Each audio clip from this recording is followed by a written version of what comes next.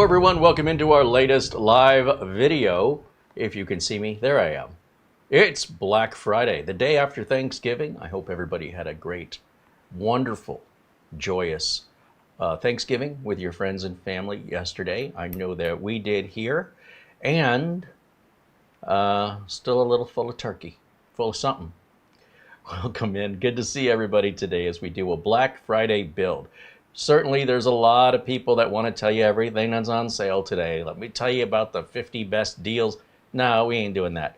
I'll do it on any other day. Okay.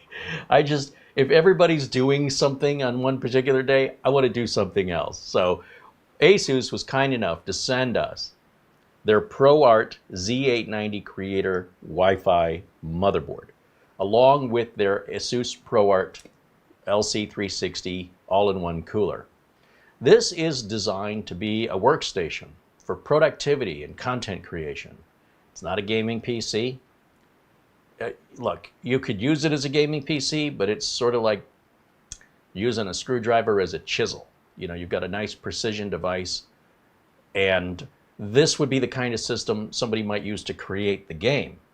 And of course, if you're creating the game on it, you can play the game on it, but it's a bit overkill for that purpose, in my opinion. On the other hand, when we're dealing with productivity, really resource-intensive productivity, such as architects and people that are going to use CAD and things of that, computer-aided drafting, then you really need some serious power, because rendering out those drawings can be quite complex when you're designing a building or a car or engineering any sort of structural and complicated device, especially when there's government regulatory concerns regarding the lines you have to stay within, and you just can't design whatever you want. It's got to meet certain regulations, and then you design within those confines, and your first design probably isn't going to be good enough, so you need to redesign, simulate, emulate, until you get something everybody agrees on, and then you can go to prototyping. This is a kind of machine that's used for that. Now, as you see in front of me, we don't have everything out on the counter because, one, we don't have room for it, and two, when we generally do part one, it's all about the motherboard prep. My concern about today is we're using an Ultra 9 285K Intel processor, which I was just very lucky to get my hands on one. As bad as everybody online, if you believed what everybody online is saying, and when I say everybody, I mean the popular people who get all the views, you would think this was junk and nobody would be buying them. But yet they say they're junk, and at the same time they're sold out. So which one is it? You know, how can you tell me that's completely junk, and then when you go to buy one, it's just as sold out as what they say is the best CPU for gaming anyway, the 9800 X3D? I can't remember. You can't get your hands on either one of these chips. So if one was so terrible, explain the reality, right? Somebody doesn't like it for gaming. This really isn't for gaming. And when I say this, I'm referring to this, everything. This RAM, this CPU, this RAM, storage, CPU, motherboard, cooler. None of this has any RGB. The case we're putting it into will be Asus's ProArt case. And this is really what people use in the real world to get things done when what they do is involving the safety of the livelihood of others. So building, construction, design, so it doesn't collapse on you. This kind of equipment is quite important to how fast they can get a project done. If you're chomping at the bit waiting for some latest and greatest thing and you're wondering why it's taking so long, part of that could be because the computer they're using, or the computers in many cases that they're using, are taking longer to get things done. And an extra couple hours a day adds up to extra weeks and potentially extra months before they get the project completed. So this is, when we say a creator PC, we're talking about productivity. Now let me say hello to everybody in the chat room before we get too into the weeds here. And yes, it is the 29th of November. It is 2024, and the holiday shopping season has officially begun. If you found some good deals, let us know in the chat room what you got. You know, we were talking about those 8 terabyte Western Digital drives the other day, completely sold out. So if you missed it, you missed it, but who knows? Cyber Monday is a big shopping day, you know, where today is more of a traditional go to the store day here in America. More and more people just aren't doing that. Black Friday is starting to become redundant with Cyber Monday at this point. But any excuse companies have to put something on sale, especially when the economy is tight, I expect to see far more deals all the way up until the week before Christmas, right? So there's still time for shipping. We'll see, and if I'm aware of any deal alerts, or if you guys want to share some with me, I'll share them with everybody else so we can all take advantage of those offers if we're interested. Let's see, Michael Sayers says hello in the chat. There's David Moore, who renewed his membership. Thank you, David. 55 Staying Dude says he's a big fan of the ProArt motherboards. He's got a last generation Z790 with a 13700K, and he's very interested in this build, but he'll have to watch the replay. The Chiefs are playing at the time of the live broadcast. The Chiefs played yesterday, didn't they? They played 2 days in a row? Anyway, football. Arnold Schmidt says, I'm wondering if Kerry will do a show on how to build a system for streaming on the internet. Which computer hardware is most reliable?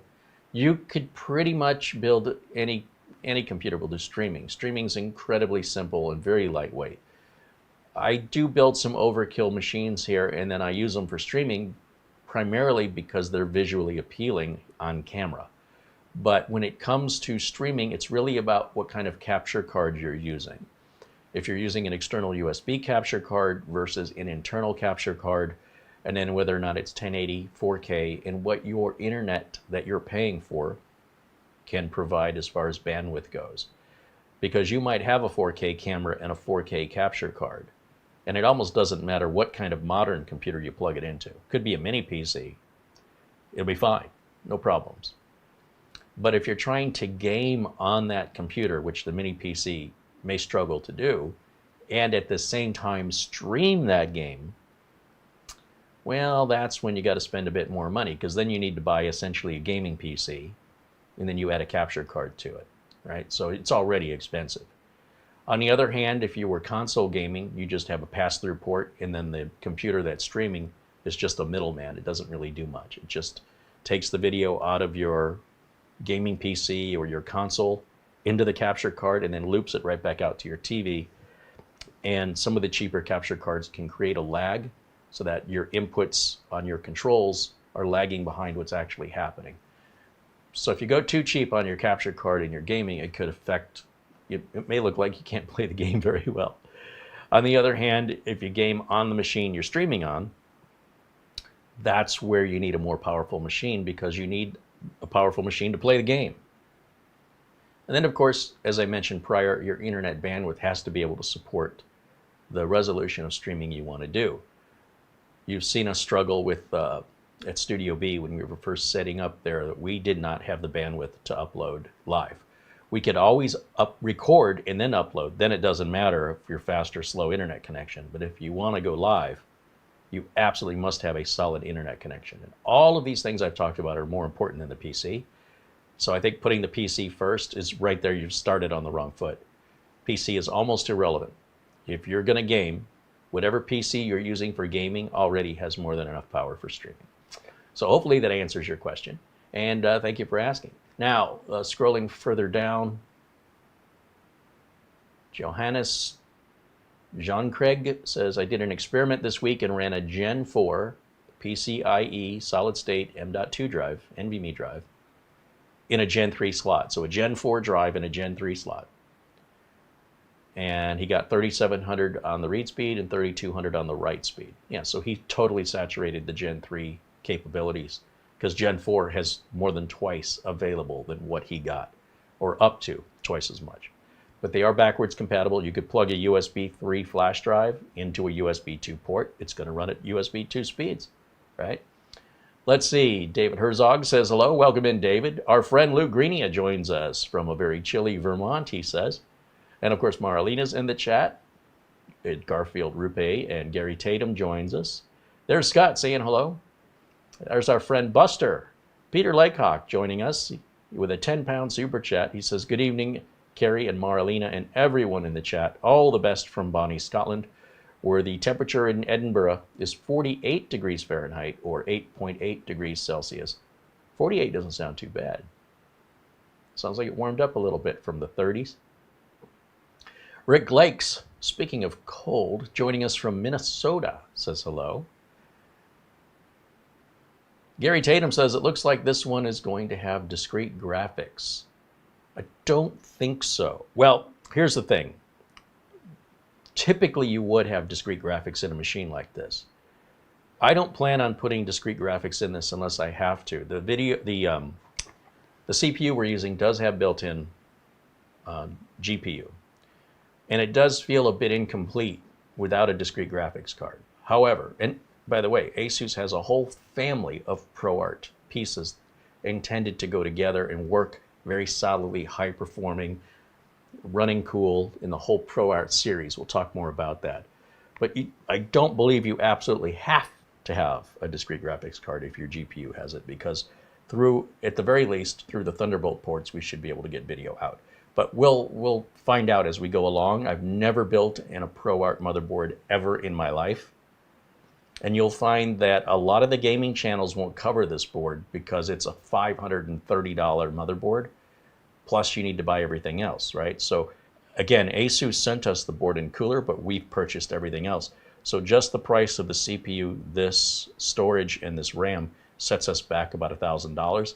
And then with the motherboard and the cooler, we're back about another $900, and we still haven't gotten to the case and power supply or graphics card. So budget around $3,000 and up for a build like this. If you want to learn more in depth about motherboards like this, you need to look at more of the business channels or channels that, other YouTube channels that are on the line of business and gaming, like Der Bauer, Serve the Home. People that kind of Serve the Home is mostly business with a little touch on consumer. Der Bauer is about 50-50, and these channels are very technical, very good at explaining, and they both know exactly what they're talking about. Now, I'm not suggesting there's no other channels that do that. These are just two that come to mind. Here is a live unscripted video that we're doing. As always, everything you see is live. It's never been rehearsed. All the parts are brand new in the box. I've never opened any of these boxes. So everything we're experiencing is as if you built it or you bought these parts and you want to see how did the parts arrive in the box. Did any of the parts arrive damaged or dead on arrival? Is there any struggle putting it together that we should be aware of? We're going to find all that out live. That's why these videos run longer. We're not here to make commercials. We're not here to try and twist your arm and convince you to buy something. We're here to share an experience together as if you were here in the room with me. You could pretty much go to almost any other YouTube video for a polished, edited commercial. We're not doing that here. And it upsets me when people don't get that. Your videos are too long. Oh, you're upset at me for not making a commercial. That's like visiting a friend and saying, I don't want to visit you anymore. My visits are too long. We're visiting here, and we're enjoying a little project together. And if that's not your speed, man, it's your channel. But for everybody who gets it, we certainly love having you here. We love that you get it and that you appreciate the diversity of content that we offer here compared to what the masses are doing. And just getting back over to the chat room, hello to Bryce Hosking, who joins us from New Zealand. Doman 2000 says hello from the Netherlands. Mark Gaines from Northern Ireland with a 10-pound super chat contribution says hello, Carrie, Mara, and everyone in the chat. Right on. Cheers, Mark. Good to see you, my friend. Kurt Schlegel and Michael Lavelle say hello. Zub-Zero says hello. And Dan Nilsson says hello. Rick Lakes with a $5 super chat. Thank you, Rick. Thomas Mac T and Planet Cryos say hello. Planet Cryos with a $2 super chat. If you are looking for some things that are on sale, Planet Cryos has a couple of videos he's posted the last couple days. They're shorter videos, they're maybe 20 minutes. And he brings out some examples of pricing and explains and justifies why they're good deals, or if they're good deals, by comparing past history of pricing on the devices, so whether or not it's worth getting excited about. I appreciate that. So if you like my content, be sure and check out Planet Cryos. Raphael Hassel says, the ProArt rocks. Dean Sermersheim says hello. David Graham saying hello. Paul Connolly and Terry, Bill Stodd and Ron Barnish joining us. There's Paul Howe, Bajin Guy, Eddie Casanova just became a supporter. Right on. Welcome into the Tech Club, Eddie. Glad to have you here. Paul Vircher says hello. And Charlie Purdy contributes $10. He says hello. Marlena and everyone in the chat. Oh, and Carrie too. Thank you, Charlie. And let's see. Bryce Hosking joins us from Upper Hutt near Wellington, New Zealand, where it's 14 degrees Celsius and fine with clouds. One of these days I'll step foot outside the United States.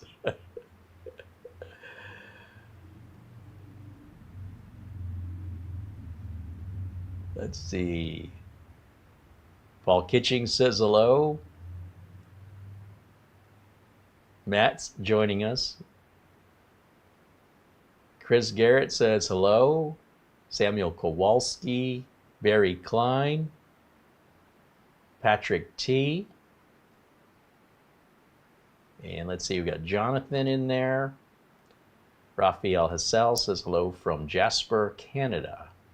I don't know where Jasper is. Is that East Coast, West Coast, Central? Matthew Burden joins us and says hello. Welcome in, everybody. It's great to see all of you. Let's talk about today's parts. I'm going to go over to the Asus website to just generally talk about the ProArt line of products they have. And they're all meant to go together, so you don't have to try and figure it out on your own if you don't want to.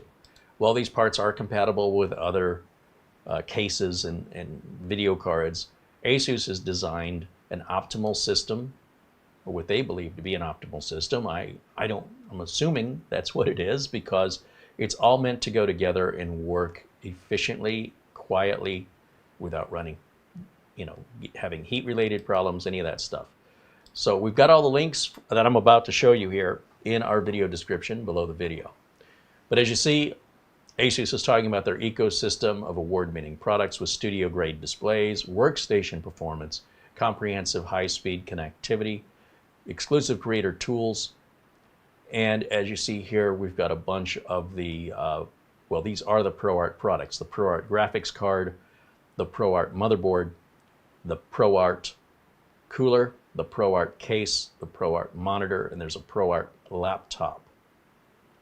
These are about as good as it gets with regards to productivity without stepping into Xeon-based Intel processors. And they also make AMD versions of these high-end boards that are pretty equivalent, although I don't think they fall under the ProArt family, pretty sure.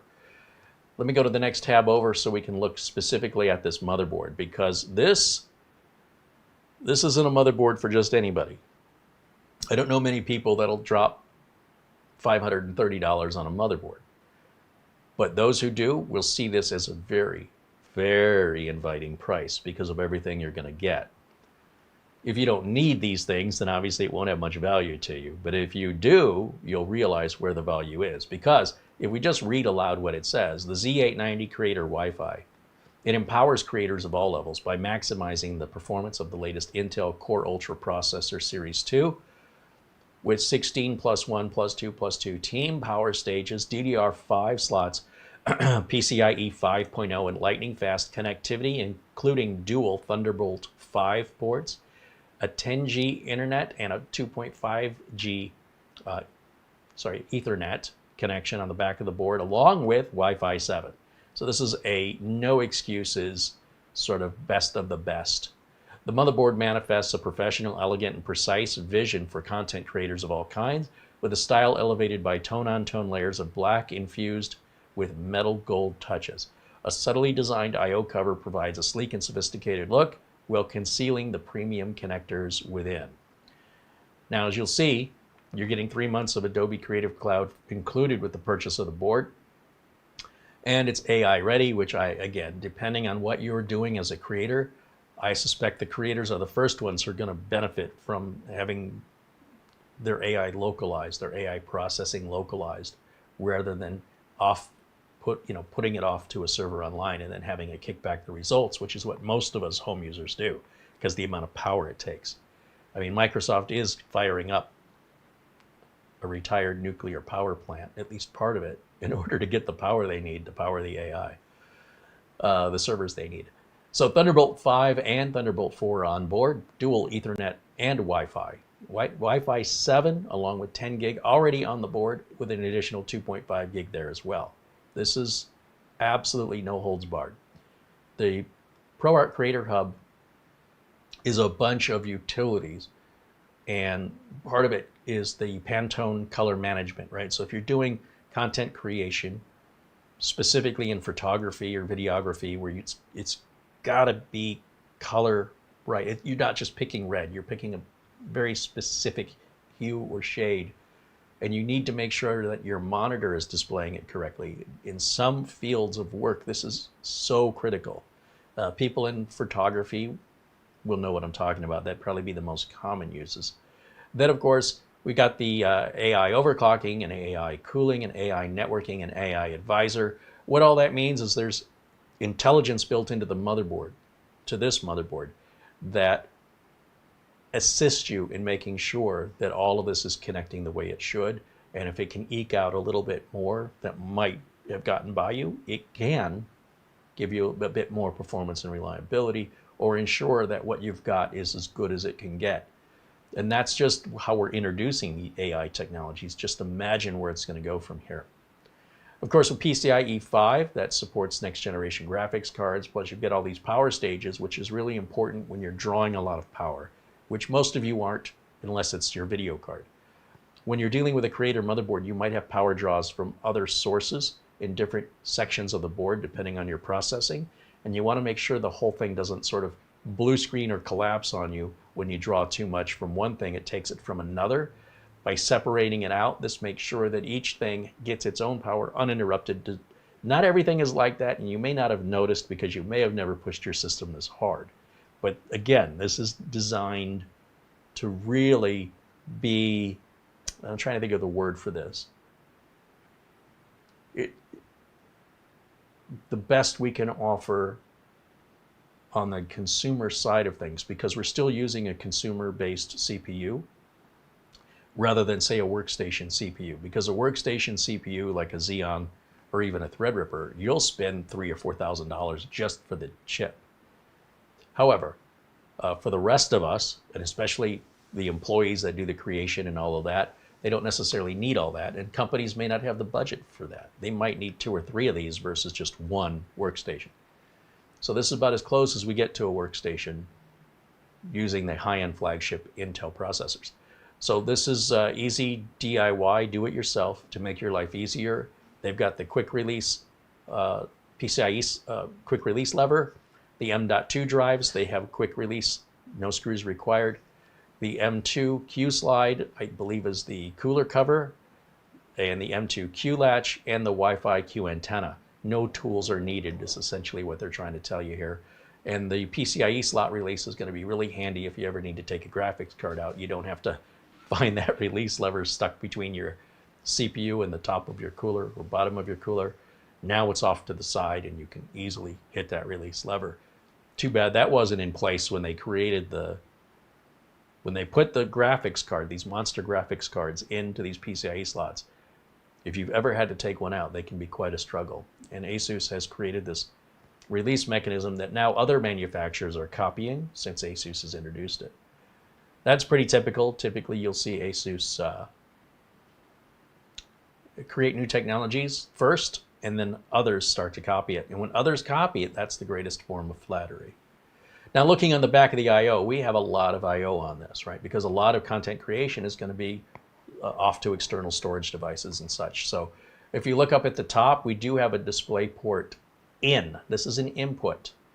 This is for bringing video in to the computer for processing. You've got a couple USB ports here. These are 10 gig USB, so that's what, 3.1, I think. Then you've got your So the display port in and ties in with these Thunderbolt ports. You've got two Thunderbolt 5s. This is the first board I have seen that it comes with Thunderbolt 5, and that uses your standard and is backwards compatible with USB Type-C. You've got an HDMI port here, so it looks like we can use onboard graphics without any problem. We do not have to put discrete graphics on this, although it kind of doesn't make sense not to if you're using the board as it's intended. We've got two more USB 10 gig ports and a USB 2.0 port, which is great for your keyboard and mouse. We've got our 10 gigabit Ethernet. It's not an SFP plus, thank goodness. It's just a regular old RJ45 Keystone style jack. And we have a Thunderbolt 4 Type-C. So we've got Thunderbolt 5 and we have Thunderbolt 4. That's interesting. I wasn't even aware of that until I just looked at it. And then over here is, okay, that's our Ethernet. What is this? Oh, this is our USB 2. So we covered all that. Now we've got two more USB 10 gig ports, 2.5 gig Ethernet here. This is your Wi-Fi 7. This is where your antennas are going to go. You've got a BIOS flashback button. That's to update the BIOS to say, let's say you want to upgrade the CPU to Intel's next CPU that fits in this socket next year.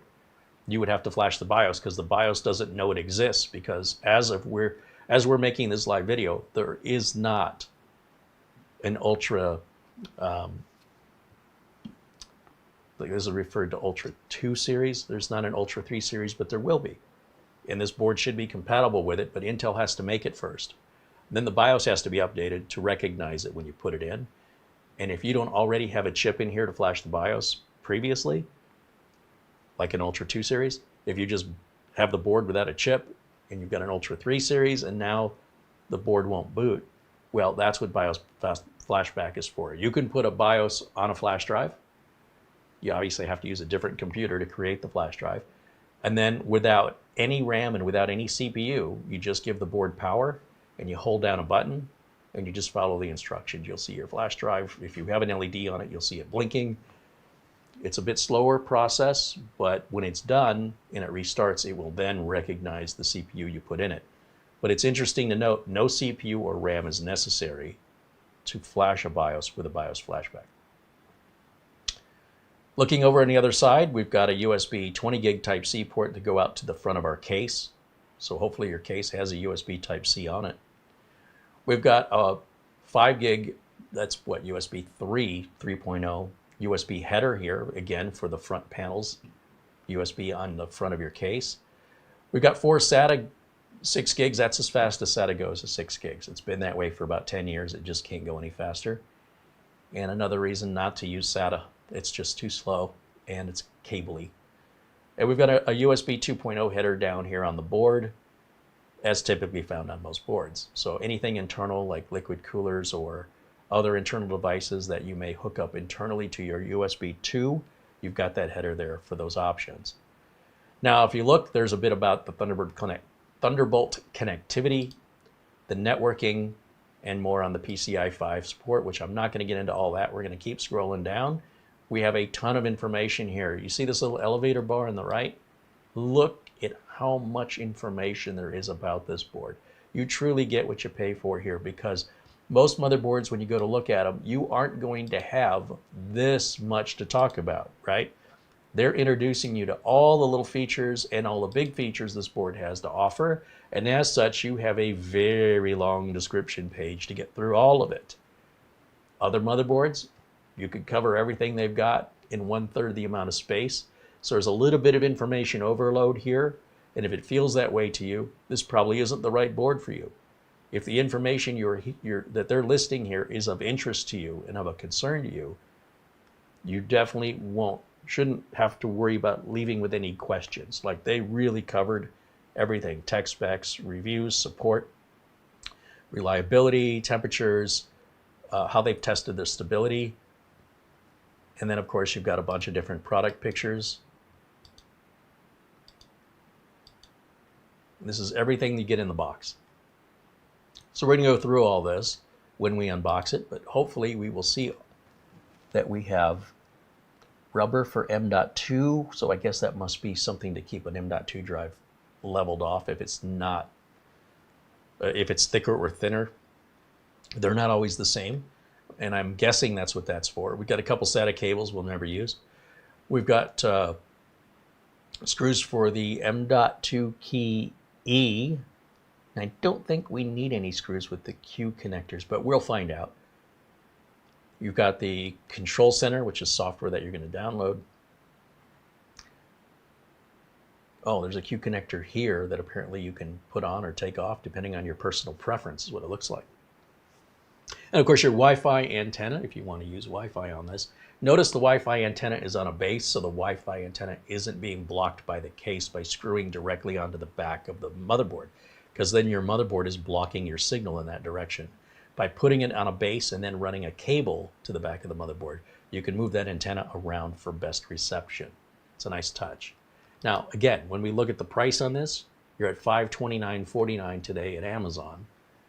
And again, we've got more or less the same description here, just more summarized, and in some cases just directly copied from the main website.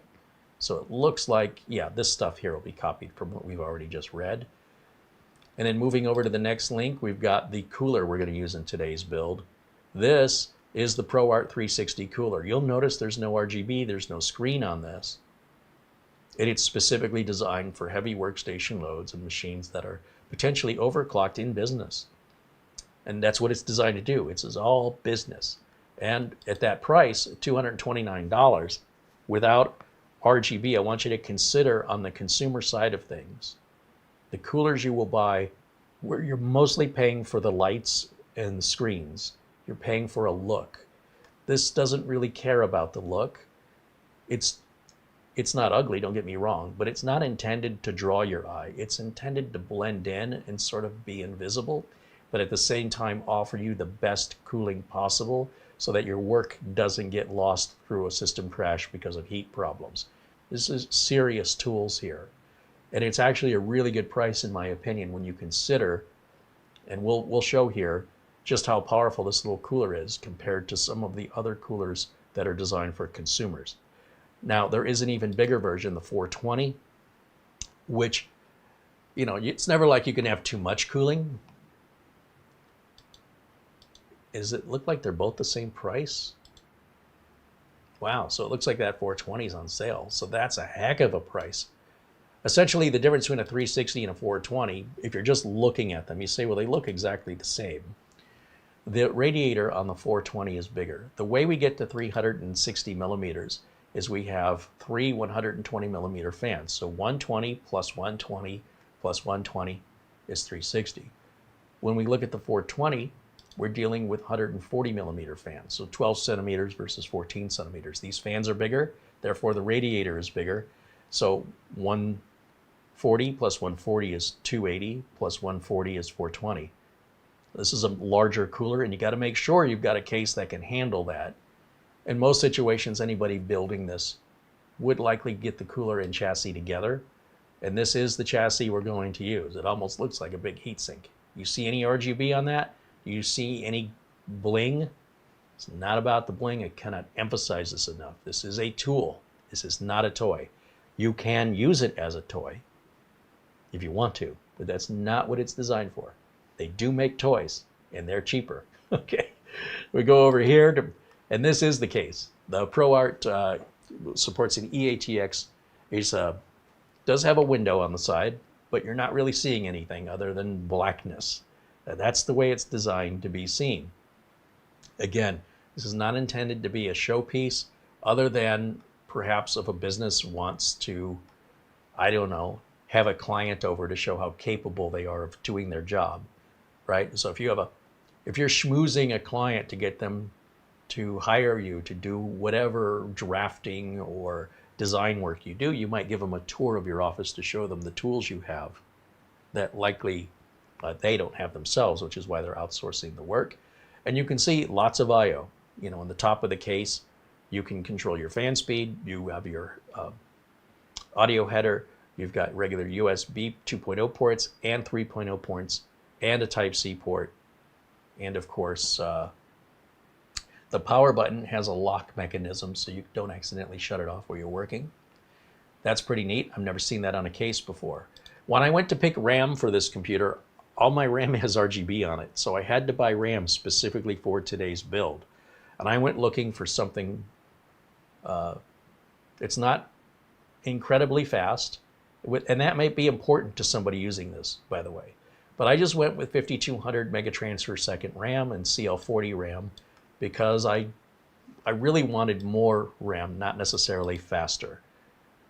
On a build like this, it wouldn't be uncommon for somebody to utilize all of that. Most of you at home would never even get half of that used in real world activities. But in the environment this is designed for, 96 gig seems appropriate. And of course, if you wanted to get 96 gig and you wanted this RAM to be faster and have a faster CAS latency time, you could easily get this price doubled just to get that faster RAM. Now, for me, again, I'm trying to get the best bang for the buck here, and I do believe that having more RAM is more important than having faster RAM. But that's my opinion, at least on a build that's set out to do what this is doing. Now, I was having some trouble finding the Intel Core Ultra 9 link because Amazon's page isn't there anymore. They've been sold out for so long, they took the page down. I don't know when they're coming back out, but you see how it says Series 2 right here? So when I mentioned the 3, the Ultra 3, that'll be the next generation that'll come out next year, probably this time next year. And this motherboard should be compatible with it after a BIOS update. So just to clear that up rather. And then it occurs to me I didn't get the, let me go back to camera 1 here. I did not get the NVMe drive. Now, we've used this NVMe drive before. It is the fastest consumer NVMe drive on the market. This is a Generation 5 Crucial T705, and I wanted the best. Now remember, we don't necessarily want to put everything inside of our computer. In other words, we want to use our internal storage for what we call a scratch drive, a place where we have like a sandbox to play or to experiment. Once our experiment is completed, then we want to take it off the internal drive and move it to a server or some other external storage. We don't want to crowd up our tool and just let things build on it. It's just like keeping your tools nice and clean. Anybody who's a professional should care about how clean their tools are, especially if you're a surgeon. You know, you're just not going to grab an X-Acto knife and say close enough. And then hopefully you're not only cleaning but sterilizing your tools. And the tools are very expensive. And you could use a scalpel as a box cutter. It would be a very expensive box cutter, and it would not be efficient to use it that way. But you could. So when I tell you this machine isn't designed for gaming, that's what I'm kind of referring to. You could. There's cheaper ways to accomplish that. Now looking at the T705 here on Amazon, let me bring this page up. They're very expensive to go this fast. You're going to get the same capacity at twice the speeds for nearly twice the price. So this one has a heatsink on it. Now any motherboard that uses or will accept a Gen 5 NVMe should have its own heatsink, and your motherboard's heatsink is going to be so much better than a factory one. These aren't very good. They're better than nothing. And they charge you for this. So don't buy it with this and have to take this off. You're wasting money. Buy the version without the heatsink. It'll be a little cheaper, and use your motherboard's heatsink, which will look better and will actually cool your chip better. And that's universally true. You will notice if your motherboard supports Gen 5 NVMe, that one heatsink on that one slot will be bigger than all the others because these drives get hotter than all the others. They move data, this one, the T705, at up to 14,500 megabytes per second. And imagine if you went to 4 terabytes, how your price changes here. You're looking at no price listed because apparently they're sold out. They're very expensive. You're looking at around $500 for a drive like this. And these bigger drives run a little bit slower, 14,100 megabytes per second, but that's still twice the speed of a Gen 4, and the Gen 4 is twice the speed of a Gen 3. You want to go faster? Open your wallet, we've got your solution. And of course, you're going to get a month of Adobe Creator Cloud because, again, these are intended for creators, not for gamers. But again, how you choose to use these tools is entirely up to you. Nobody's stopping you. You could, depending on what your goal is, you might be able to accomplish it more efficiently and effectively financially. Now let's go back over to camera 1 here. I think I've covered everything. Where's my camera? There it is. All right. And let's get back over here to our live stream and see what you guys are saying in response to showing you these links. Paul Kitching says he has a ProArt system with the ProArt motherboard GPU, and both screens are ProArt monitors. They're built for 3D rendering in Photoshop. I don't have the case though, so it'll be interesting to see it. You know who I think invented Photoshop, if I'm not mistaken, was during the creation of the movie Star Wars. Was it Star Wars?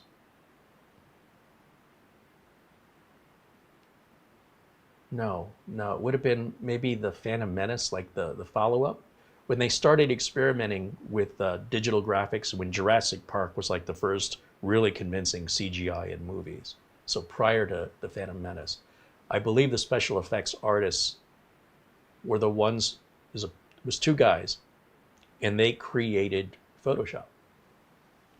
They obviously have since sold it off to Adobe, but that relation I only just learned about.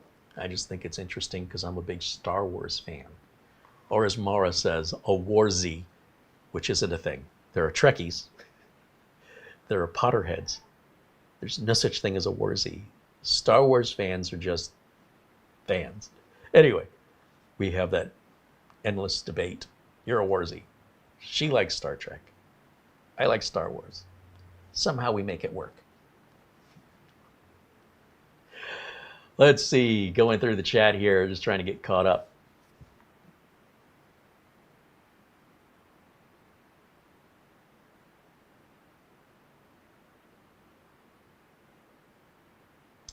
Yesterday, we did a 29.5-hour video, which is parts 1 through 8 of the Big Beast build, because that was 2 years ago now.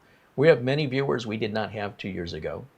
Some of Doug Betts' viewers, and Doug Betts, Live Windows Training with Doug Betts, uses that as a streaming computer. And those are 2 computers in one case. It's massive and way overkill for streaming, but Doug also uses it for virtual machine testing and other things that really justifies the $2,000 processor we put in there, plus the extraordinary amount of RAM. I mean, that system is a massive workstation, and it damn near requires 2 people to lift it. However, a lot of his viewers did not know the backstory on that. So we decided to leave the chat room open, and the best way I know to do that was to just run a live video and do sort of a holiday video marathon of that series, because it'd never been stitched together before. And sometimes people have trouble finding each part. And I hope you enjoyed that. Some people who aren't regulars here didn't really understand what was going on. And that does create confusion. But if you're just joining us, I hope you'll stick with us and you'll find the groove and the rhythm and understand why certain things are replayed as we continue to see new viewers on every single video we post. Nearly half of our viewers are first-time viewers, and the other half are return viewers. For the return viewers, you might feel some repetition, and for the first-time viewers, it's all new to them. So hopefully we have some consideration for both groups. We don't want to alienate anybody. And I do apologize for those who have been with me for years who keep hearing me repeat myself. And you will watch in the chat room that I might have repeated myself 35 times in the past, and someone will come into the chat and ask the very question. Obviously, they're new here. So we try to be very welcoming and understanding as to why people might ask something, and you get to hear it a 36th time. But that's good. We like the interaction with our audience, and we hope the first-time viewers will come back and be second-time, third-time, fourth-time viewers and get what we're doing here, because you're not likely going to find this kind of content anywhere else on YouTube. That doesn't mean it's better or more appealing, but to me it is. And so if you're like-minded, please join us. We'd love to have you in our chat.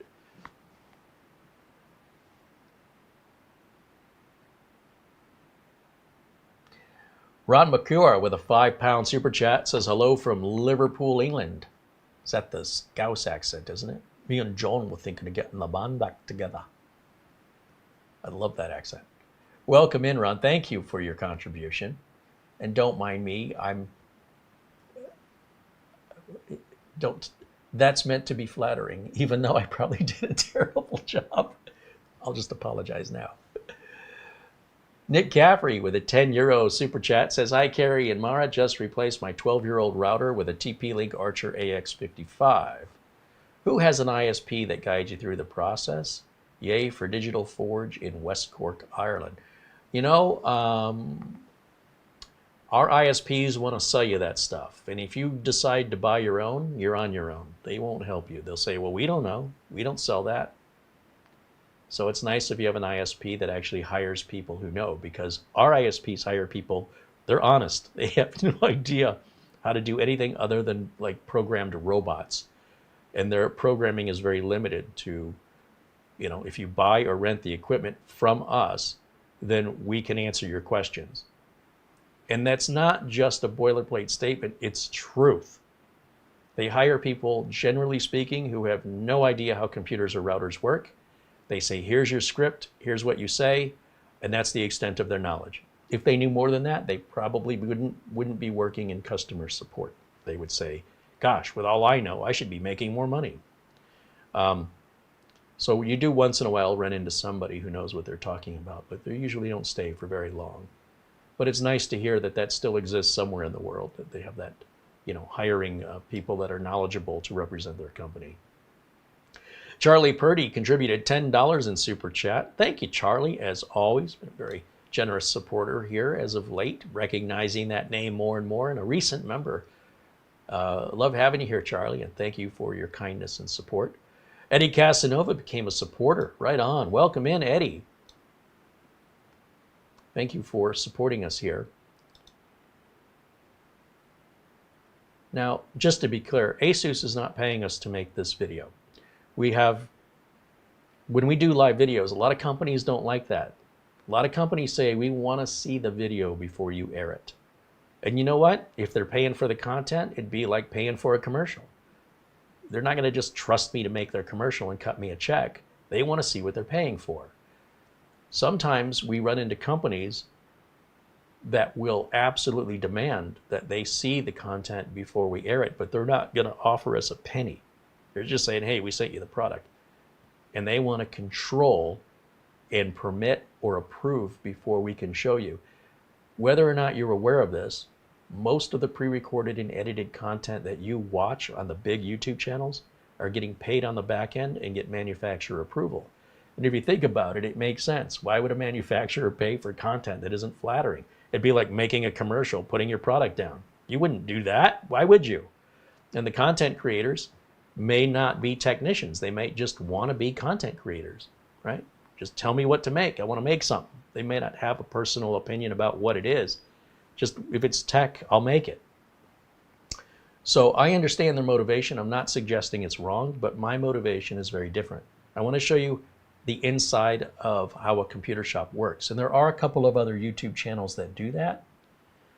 And if you're interested in that, just know the difference of the content that you're watching. Some is just pure entertainment, and some is an inside look at the operation of how all of this works on the inside. And they both have value. But generally speaking, the overall general population is more interested in the entertainment side than how it all works. And so those channels are generally going to be smaller and harder to find, but they're like, that makes them more valuable when you find them. Always be sure and subscribe to them and show them the support, because when you're there in the trenches doing the work and dealing with the customers, and on top of that, you're making YouTube videos to show people what it's like, there's not many people that sort of give away the magic, what goes on behind the scenes in real life.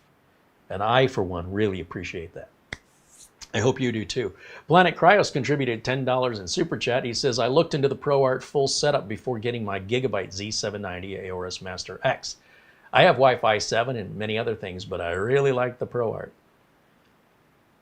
I think you'll find, especially like in things like the BIOS and just like the overall look, personally, I think Asus is being copied. Look, if I was Gigabyte, I'd do the same thing. I might be biased. I probably am biased.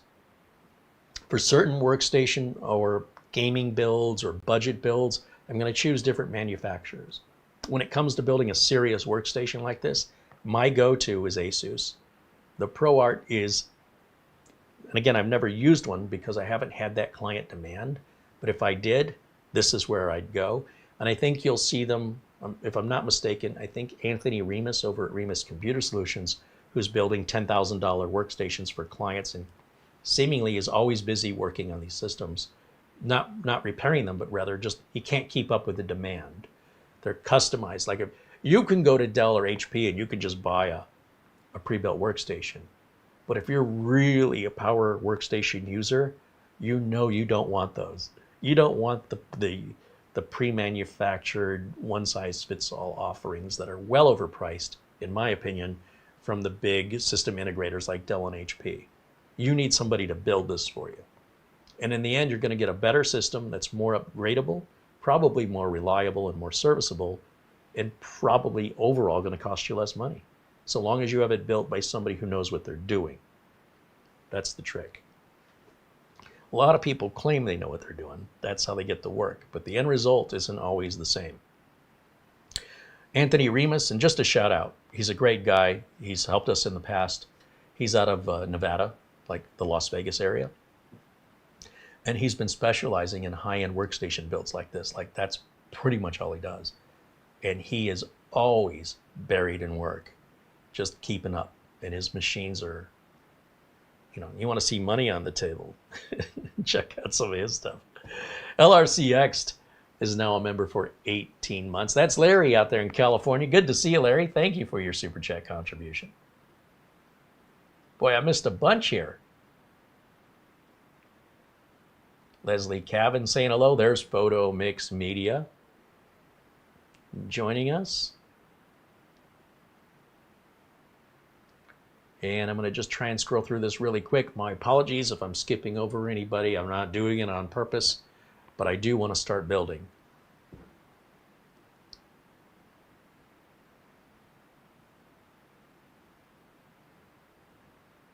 David Graham wants to know if the free Adobe from the motherboard and M.2 stack.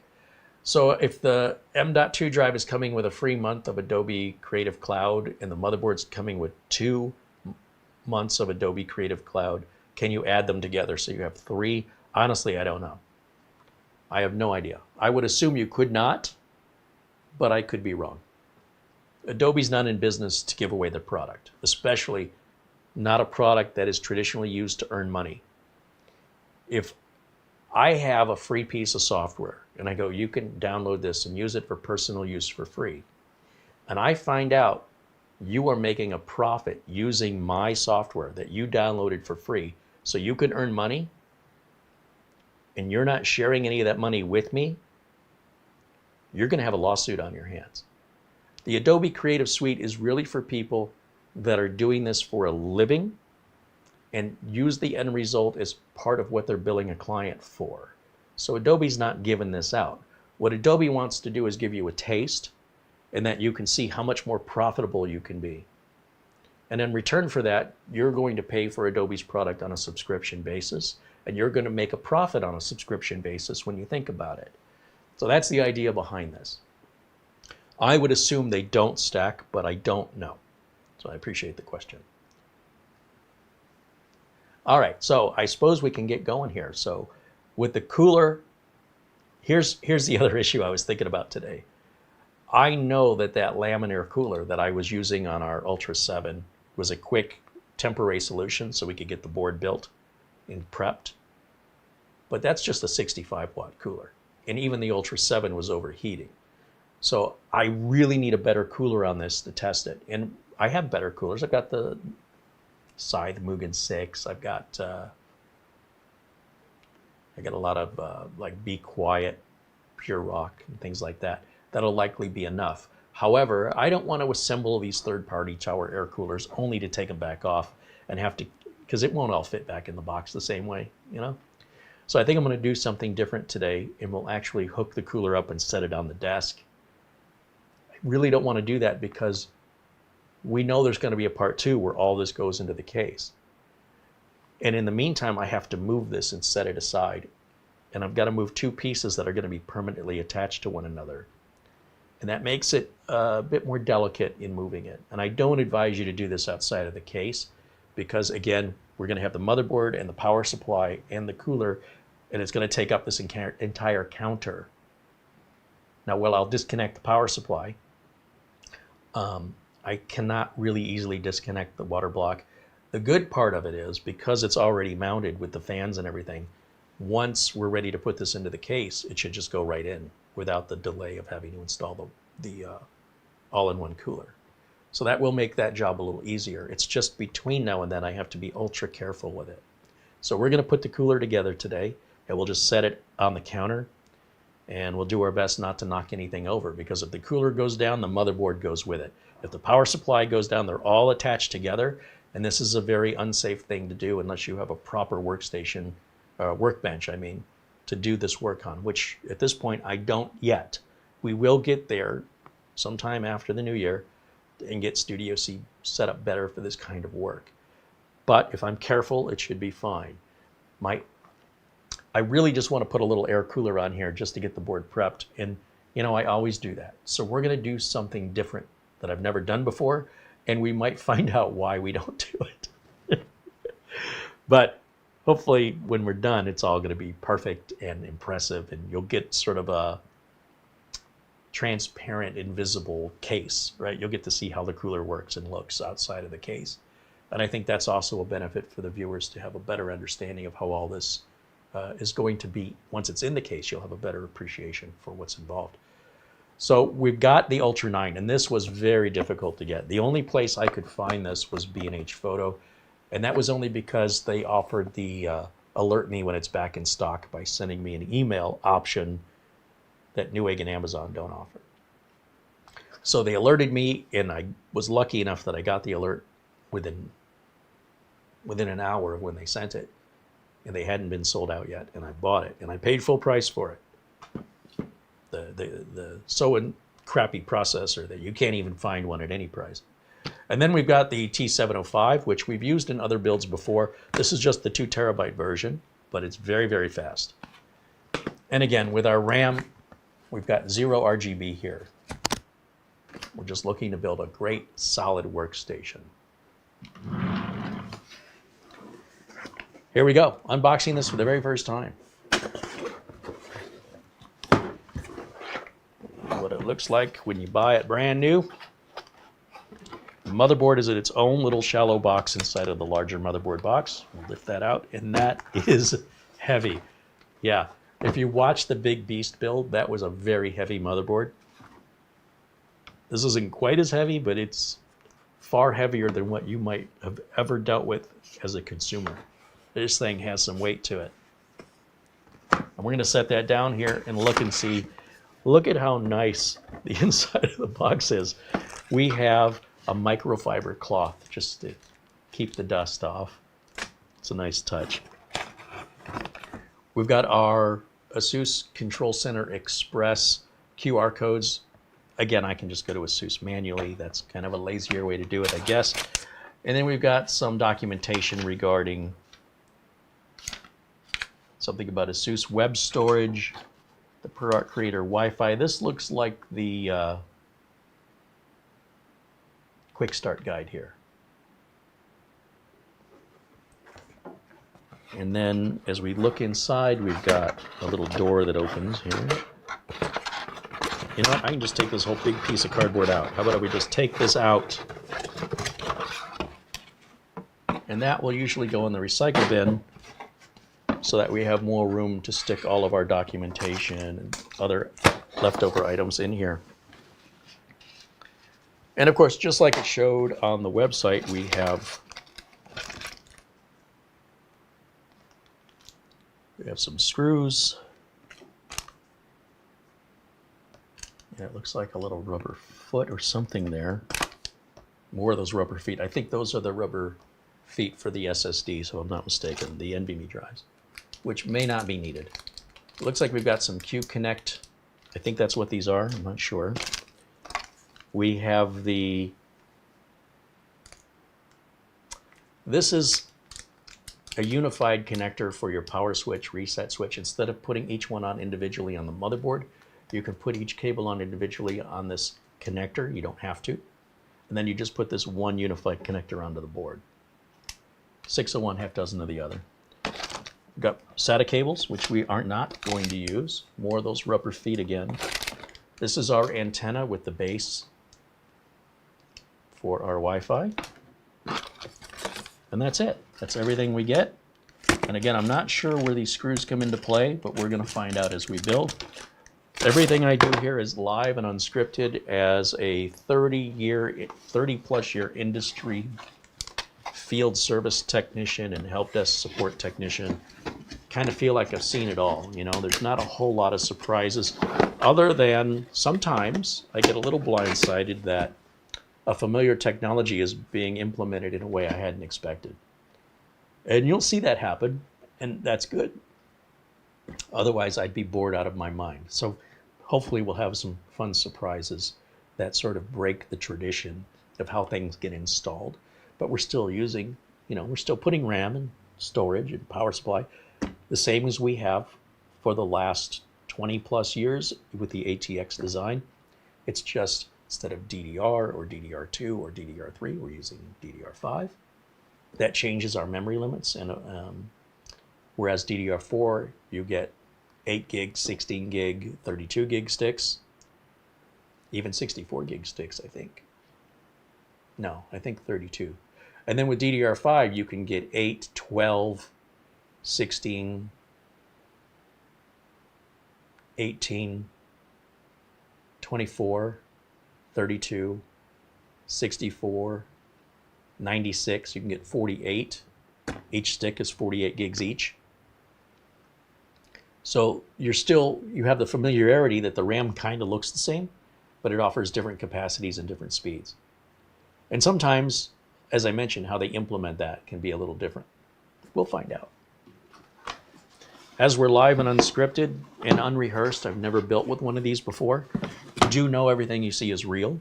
It'd be no different than if you bought the board yourself and you've never had one before. You might experience something familiar to what you're about to see. My goal is to make sure you have proper expectations for what you're spending your money on. That you don't have your head in the clouds, that you're well grounded and you understand what it is you're buying and why you're buying it.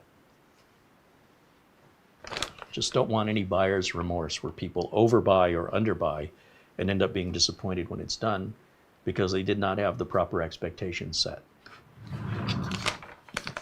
Now in this box is strictly just the motherboard in an anti-static or electrostatic discharge bag. And we're going to lift that out by the bag. And then the rest of this is just packing material, which we'll put right over there. The bag, you'll notice, doesn't have any foam or zip ties around it like MSI likes to do. It's not taped closed like Gigabyte. Why would they tape it closed? Is it going to get out? When I work on boards, you'll notice I don't wear an anti-static strap. I don't have to because I don't touch any of the metal components on the board. I'm going to hold the board by the edges or by grounded areas like heat sinks or even the edge of the board where I'm not touching any metal, so that even if there was a static discharge, there's nowhere for it to go. Then that's what grounding is for. These are grounded points on the motherboard. They're already grounded in the circuit board. So if I grab this by this giant VRM heatsink in just the edge here, I can pull it. I just poked myself. That hurt. I poked myself right through here. So be careful because you can hurt yourself, as I just demonstrated. And we're going to set that down. And I want you to see how I'm holding that. I'm not touching any of the components, just the grounded heatsink. And this is a very safe way to hold this. Now, you can wear an anti-static bracelet, leash yourself if you want to, if you're uncertain. There's no harm in it. But if you know what you're doing and you're mindful of how you're handling parts, it's not necessary, as I've demonstrated here over the years. Now we've got a lot of plastic, and I like how they have pull tabs to indicate where the plastic is. Sometimes the plastic is on there You don't even realize it. But if there's a little tab sticking out, like right here, we have a little blue tab, that draws my eye, and I know that I've got to remove this plastic. It is really important that you take this plastic off. I have met and known people, oh, I don't want to take the plastic off, I want to keep it like new. The plastic is strictly there for shipping, and when it's on a heat sink, it's limiting the heat sink's ability to breathe. Also, the plastic will yellow very quickly, and it'll start to wrinkle, and it looks terrible. Your new computer is going to look terrible. And then when you sell it used, and the person who buys it used from you pulls the plastic off, it's going to look like brand new underneath because you never did it. So you're going to sacrifice it for some stranger who's going to buy it at a fraction of what you paid for it. Why? It's yours. You're the one who should enjoy it while it looks nice. And you should enjoy the performance of having that plastic removed so that the heat sinks can properly dissipate air. And, you know, like the I/O shield, wouldn't probably make much difference if you left the plastic on, other than it's not going to age well. It's going to look terrible. It's going to yellow and wrinkle. My grandparents used to put plastic over their furniture. You'd sit on the couch, it was freezing cold, and it was loud. You could hear when somebody sat down because the plastic would crinkle in. Enjoy your couch is all I'm saying, you know. That's great for the next guy you're selling it to. In the meantime, here's our board, and pretty much just like we saw on the photo, all of our I/O. We have a lot of very sharp solder points on the bottom of this board, and you don't want to touch them, not only for the electrostatic discharge concern, but also for the injury concern. It'll go right through your skin, just like a needle. It's not going to cut you open, you know, where you're going to need stitches, but it is going to get your attention. So do handle with care. Besides, it's a $530 motherboard. Show a little respect, huh? All right. On a board like this, you could put like a big air cooler on it. You don't have to use the liquid cooler. But it's not uncommon in workstations like this that a business overclock is put in place. So business overclock isn't quite as extreme, and it's thoroughly tested. Anthony Remus will overclock his machines. No two machines will overclock the same, and he may spend 3 to 7 days just in testing before it passes. And when it doesn't pass, even for the most minor reason, he has to hunt down what's causing the problem, replace the part, and start over again. And of course, that's a ton of labor put into one machine that you might build in a few hours, but the testing could take 7 to 10 days before it passes every test solidly from heat, especially when you're overclocking. And then of course, when you warranty it, you have to have spare parts. You can't wait for a return. So if Anthony was selling this motherboard, he'd have to have another one of these on a shelf. So if this came back for any reason, he could instantly swap it instead of telling the customer, you've got to wait 2 or 3 weeks for a return as I send your board back. All of this adds to the cost of why machines can cost $10,000, and also depending on how long the warranty is. I think Anthony's warranty is around 3 years. Now after 3 years, whatever parts he's got laying around, he can do whatever he wants with them. But while in warranty, he won't sell you something if he doesn't have a spare for it while you're in warranty in order to expedite your repair. And that's a professional way of running a business. It adds to your costs. It means your machines cost more, but it also means you're offering your customers a level of support they don't necessarily get anywhere else. Dell and HP obviously have extra boards laying around, right? But you got to follow their processes, and that can be maddening sometimes. Let's start with our CPU. This is the ever elusive Intel Core Ultra 9 that everybody hates, yet you can't find it available for sale. I don't know what the world's coming to. There's nothing wrong with this CPU. This whole family of Ultra processors is a first generation product, and it's going to have first generation growing pains, just like Asus, or not Asus, just like AMD, just like any of the other new chips coming out, like the Snapdragon Elite X. There's some growing pains on a first generation product. The good news is, so far, the worst thing anybody can say about this is it's not really any faster than the previous gen. Okay, well, what's wrong with that? It's a whole new technology, and it holds a lot of promise for us. But yes, if you wanted to do a 13900 or 14900K, and you were leery because of the issues those chips had, that's all been resolved. That's long been resolved through BIOS updates. It's no longer an issue. And you're probably looking at a very similar price point for very similar performance. The only question is, do you want to have something that is the latest, or do you want to hold back to a previous gen? And there's no right or wrong answer there. But if we want all like the Thunderbolt 5 and all of the other I/O that this board offers us, we have to use the latest chip to do that. So it's not always just about the CPU. It's also about your chipset. And certain chipsets don't work with certain CPUs. And that means whatever that CPU is offering, if that's of value to you, you don't really have a decision to make. Like it's a very simple what do we call it? It's a very simple decision, right? It's obvious.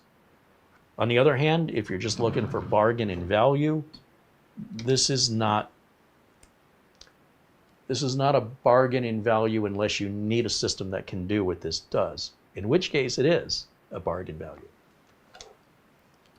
Trying to explain that sounds like I'm walking in a circle. All right, I'm just looking to see if I missed any other plastic. Anywhere it says Asus or the brand name on it, there's usually a little piece of plastic that covers the brand name. Anywhere it says ProArt, it may have plastic over it to cover, again, the brand name. They definitely want to make sure the brand name shines through, and that's universal among all manufacturers. You get an EVGA power supply, it's going to have a little piece of plastic, usually over the EVGA logo at the very bottom of the power supply where no one's going to see it. That's just the way they do it, at least in 2024. We might look back in 10 years and say, they did that? Or maybe they're still doing it. I don't know, but I find it a little humorous. Now, be sure and remove the plastic. All right, so this is my first time experiencing the Ultra 9. Let me get a razor out here. You should not cut towards yourself, cut away. So don't do it the way I just did it. And be very careful. These blades are very sharp. Let me bring this up to the camera so you can see closely what we're doing here. So here's our chip. They don't do the fancy packaging anymore. This used to be a chrome, looked like a CPU die out of the factory. And now they've reduced expenses and cheapened out on their packaging. But what do I care? It's all going in the recycle bin. This isn't the part I bought. I want what's in it. And they have a little window where you can see the chip through the box. Feels a little dirty, a little peep show. Let's open this up. And then this will kind of spill out just as the previous 13th and 14th gen did. And then inside is our clamshell packaging. And then we've got a little documentation in this envelope, along with a Go Faster sticker that you may choose to stick on your computer. And I'll just set that right there because we don't need the rest of that. Now let me walk back behind the bench here. Now this manual, along with all the other manuals, will go in our otherwise empty motherboard box. And this clamshell, and this is the first time I've ever seen this or experienced it, it just looks like it opens like a box here. It's got a little lip, almost like Tupperware. Oh, it's even hinged. That's new. And that's your high-end flagship packaging. Whoopee. Personally, I'm happy to see Intel spend less on the packaging because the more they spend on the packaging, the more they have to sell the product for, and the packaging's going in the trash can. The other thing is this is really cushiony. It's got a couple pieces of, well, whatever this material is, it's almost like a plasticky cardboard, and it's got a nice cushion to it. But this is not at all fragile whatsoever. They could stick this in a regular envelope and run it through the postal machining process, and it'd probably be okay. But I guess they want to make it feel a little better when you're spending this kind of money, that you're getting a little something extra for your money, but that's all landfill. Here's our chip. I'll bring it up close so you can see. It looks just like the prior generation, except it's a little taller, and it uses a different socket, but it's pretty much the same size socket.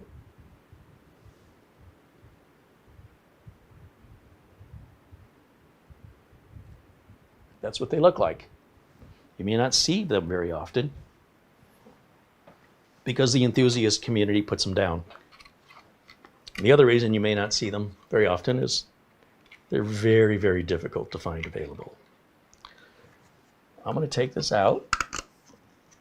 Now you'll notice there's two cutouts in this plastic holder, and that's intended for you to use your thumb and your first finger, grab the CPU by the edges, and remove it. That's why that's there. You don't want to touch the bottom or top of the CPU. If you do, you're not really hurting it, but you are transferring whatever on your fingers, oils from your skin.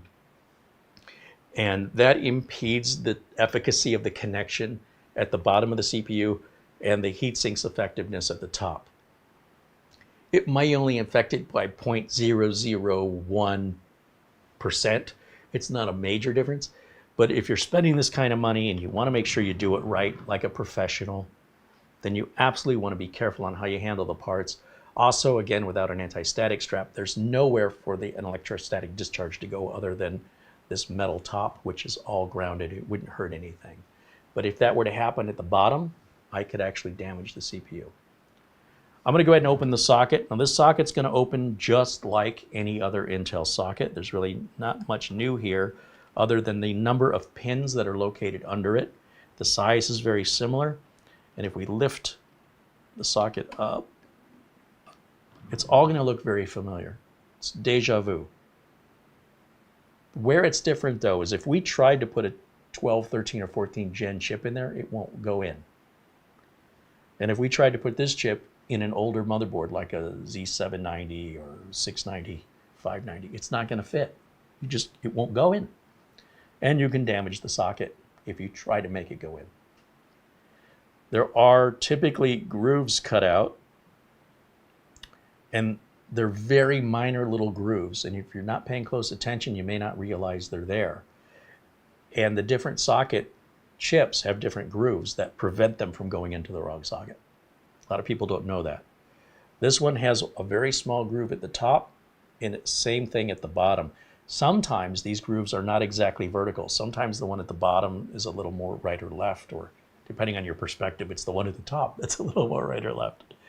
But the bottom line is they always go in the same orientation, and that is our writing is going to face, when this motherboard goes in, this is going to be the top of the board up here. So this should be the top of the CPU. Yes, there's the golden triangle. You can always do it that way. I almost never look for the golden triangle. I just use common sense and critical thinking to realize the obvious way it goes in. And when we set this into the socket, I want to be very gentle with it. What I'll do is I'll try and put in the top or the bottom first and lower it as far as my fingers can go and try and slowly let it go so that it falls gently just a couple millimeters into the socket. That won't hurt anything. There are 1,851 pins below the CPU. They're very delicate. And I'd say most of them are quite important. We're just hovering above those pins right now. So you don't want any downward pressure as you're installing or removing the chip because you could damage the pins. That's what this is for. This is called an internal locking mechanism. That's what Intel calls it. And what it does is when we close this down and push this lever, it's going to push the CPU down onto those pins with a prescribed amount of pressure that Intel engineers have said you must be within this range. If you're too much, you'll bend the CPU. If you're too little, you won't make all the connections. So we're going to slide that down, and this lid should just pop off on its own. And it did. And then we can remove this little rubber protective piece on the lever. And there's a lot of pressure on that lever. You're pushing that chip down. This little piece, you want to keep this. Anybody who's watched regularly has heard me say this countless times. This is absolutely required for warranty returns. You are not going to send your board back to Asus for warranty with the chip or at NVMe. You won't get any of that back. But if you don't protect those pins in shipping, your warranty is void. So anytime you take your CPU out, this should go immediately back on. Because once you make that mistake, your heart's going to stop. Oh, I'm just going to take it out for a minute. That's all it takes. Keep this and know where you can find it. This will go in our motherboard box, and hopefully we will never need it. Most of my builds never need that. But when you need it, you better be able to find it. All right. So that's all there is, no differently installing this CPU than any other CPU from Intel. Now Intel has two different versions of this locking mechanism. They've got one that's a standard ILM, and they've got one called an RL ILM. The internal locking mechanism, or ILM, you're gonna love all these words, right? These acronyms. The RL is called a reduced load ILM, and that more equally distributes the weight of the pressure so that your CPU is not going to bend, negating any need for those contact frames for the CPU. So each motherboard manufacturer can pick which ILM they want to use. I don't know what's on this, but I would expect the reduced load ILM. But let me just see what's written on it.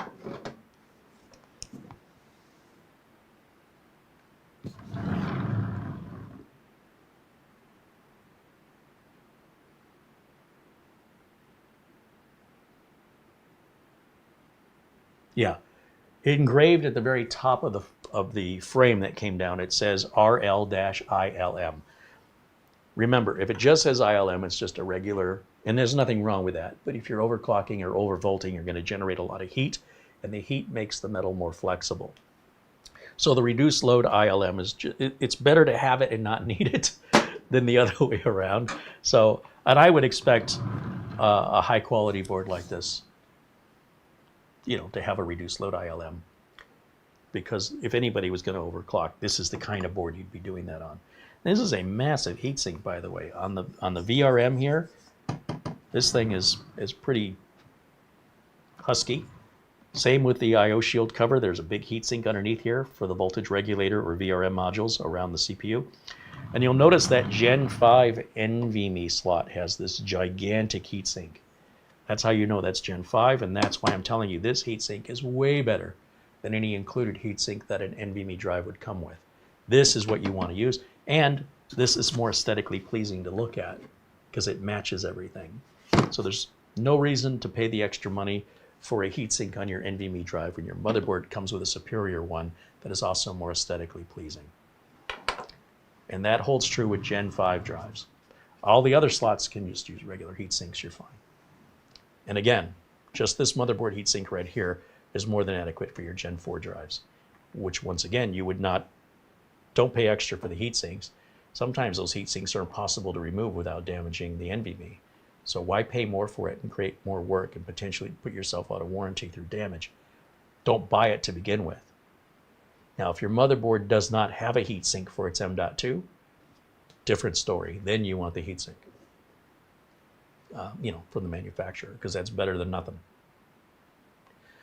Or, one more or, you could buy your own heatsink. Amazon, AliExpress, Newegg, they all sell them, and you could buy one that's more attractive to you. It almost doesn't matter how effective they are. As long as the heatsink's on there, it's probably good enough on Gen 4 and Gen 3 drives. Most Gen 3 drives don't even need them. So you might just do that for looks. They have some pretty wild looking M.2 heatsinks at like AliExpress. They're cheap too, but they don't do much. Planet Cryo said, you should ask Marlena, but I think they should make RGB CPUs. Can't see it, but it's the thought that counts. You know, there was a website called Just Geek, and every April Fool's Day they would run stuff like that, and they did make an RGB CPU that was a fake product that was pretty humorous.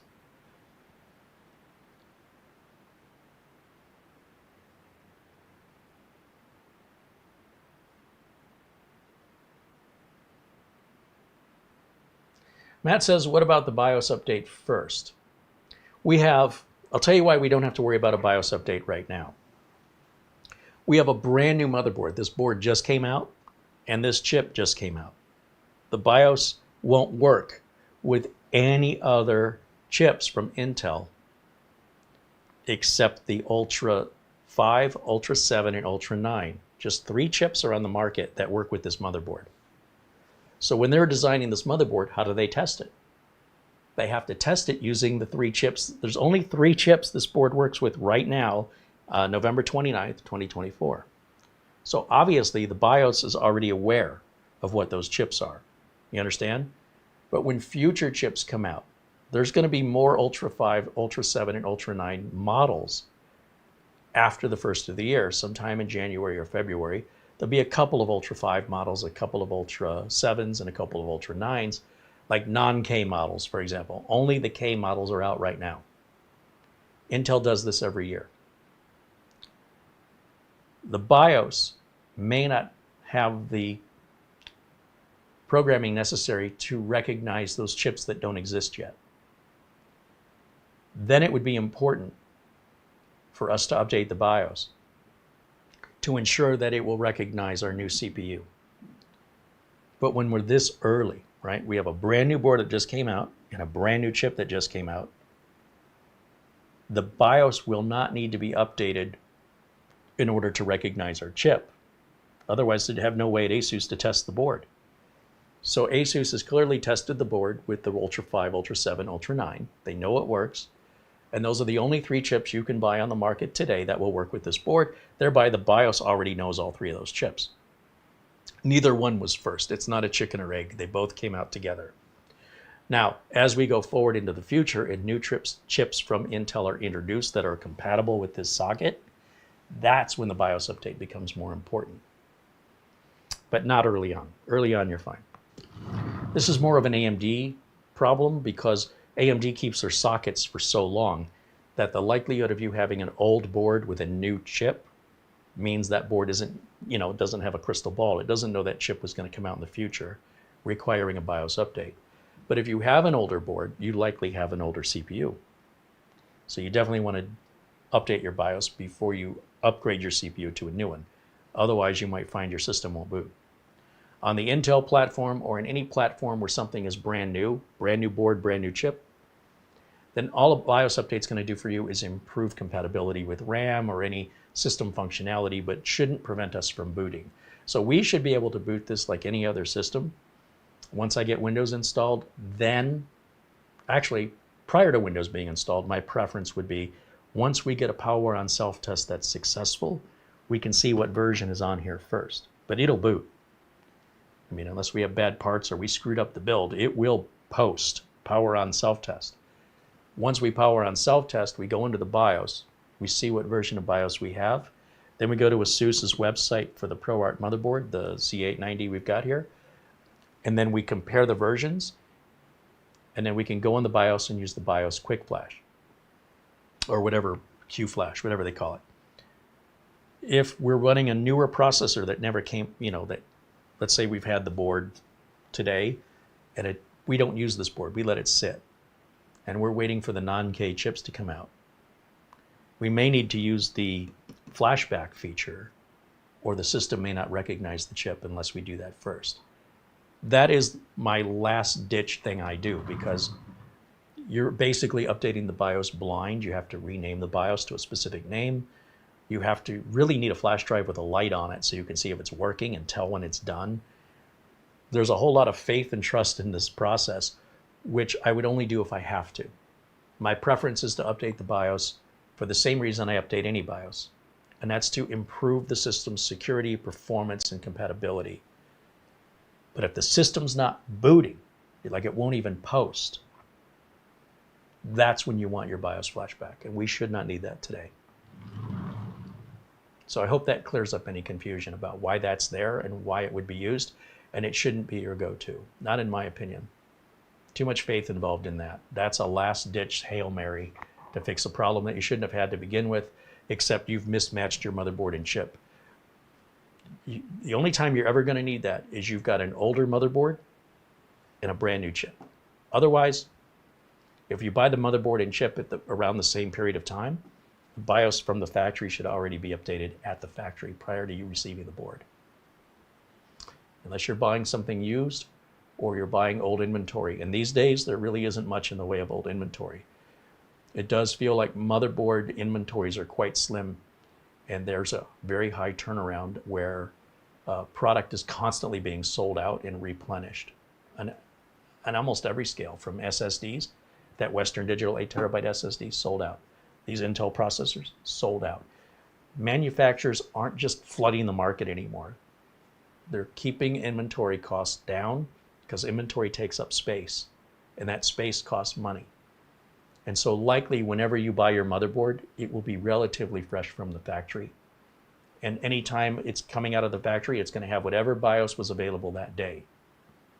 So the likelihood of you needing to use BIOS flashback is pretty slim.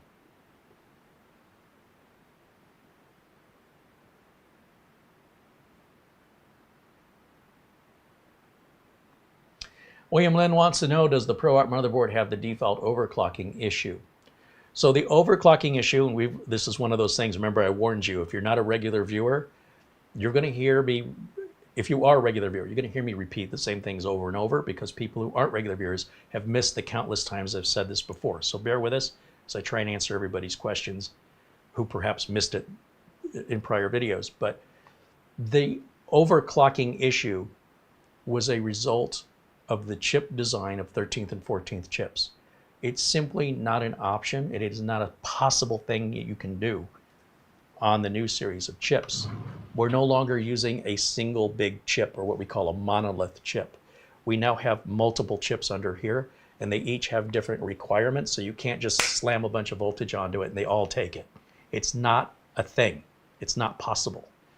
That uniqueness that was part of the 13th and 14th gen chips is simply not even anything that's possible on the 15th gen. And moving forward, we're using this design. Intel's using this design, and this design, by its very design, that just simply won't work. So no, the answer to your question is no. And if you want to ask that question in the future, it's always going to be no. And if anything changes, I'll let you know. But physics, dictates that each of these chips has every chip, even if it's the same chip, they're all made with different tolerances. No two are exactly identical. So when you just have one chip, and we have the silicon lottery, you might be able to overclock one more than you can overclock another. But when you've got a bunch of chips working together, just because one of those series of chips can overclock, it's going to create havoc with the others that can't. So therefore, simply not possible. Now, overclocking is still possible, don't get me wrong, but the way the chip is designed is completely different here. This is a first generation chip from Intel. Even though they're calling it the 15th gen, it should be called a first gen chip. And no, you don't have to worry about those 13th and 14th gen problems. And Intel learned their lesson, right? They're not going to do that anymore. If they want to stay in business, what sense would that make to just keep repeating the same problems? You'll never see that problem again. It's done. You might see new problems, but you won't ever see that problem again. That's done. That's history. All right. Lessons were learned, and we've all evolved and moved on. But thank you for the questions. And Matt says to Mara that I'm building a new computer for her. This, I don't think, has enough RGB for her. Colin Hilton. Hey, there's our good friend Colin joining us from England. Good to see you, my friend.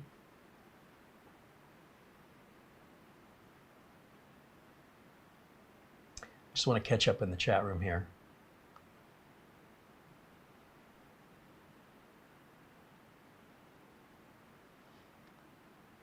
Rupen Yeramian says he's drooling over this build. It looks so nice. The Asus ProArt series is quite good, in my humble opinion. Money well spent. Well, remember, there are people who can appreciate the value of something, but there are also people who think, well, why would I do that when I can do this instead?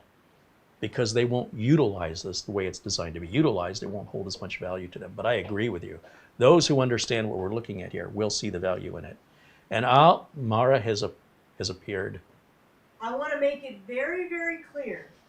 Here we go. This is graceful and powerful and perfect without RGB.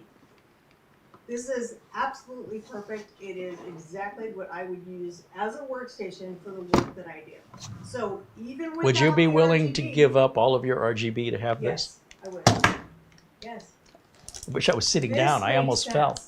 Everything else was like, but this makes sense. Yeah. Let's hope so. I suppose I should get back to work. Go for it. Let's put that NVMe drive in. That's easy, or it should be. This giant heatsink, this is very easy to tell where the Gen 5 slot is. Only one of these M.2 slots will be Gen 5. That will likely change in the future because As more lanes become available in future CPUs, we'll probably get more Gen 5 slots, and Gen 6 is probably around the corner. Now, I don't know how this comes apart, but it should be toolless. How do we do it? Oh, so where it says Asus right here, this is a button. You push it down. Look at that. That's pretty easy. Me likey. That's a pretty neat mechanism they've got there. We've got some blue tape over the thermal area here, and it looks like this is like a support. I've never seen this before. This appears to be a support for, depending on what size NVMe drive you're using. Now, typically, we use a 2280 NVMe. The 22 refers to how many millimeters wide. They're all 22 millimeters wide. And then the 80 refers to how long it is. So 80 millimeters is your most common size of NVMe drive. They do make them shorter, and they do make them at 110, but we very rarely see those. For your best bang for the buck, usually because of the supply and demand, higher manufacturing on the 2280s dictates a lower price based on scale. And so your value is typically, also your high speeds are typically going to be on the 2280s. The smaller they get, they also tend to be a bit slower and have smaller capacity because there's not enough stuff on there to jam in higher densities of RAM. So 2280 is probably 85% of all NVMe sold or greater. So this little slider here is probably set. Oh, that's interesting. There's little bits of tape over each little, see here, this thermal tape. It's very precise thermal tape placement. So you only can peel, you have the choice of just peeling off what you need for whatever NVMe drive you're using. That's a neat little touch. I am curious though, how this fits. So I do see a little rubber foot right here. That looks like what's in the plastic packages that came with the motherboard. So I guess that's what that's for. It's just a little bonus support. You never are required to use things like this, but it just gives it a little more stability. And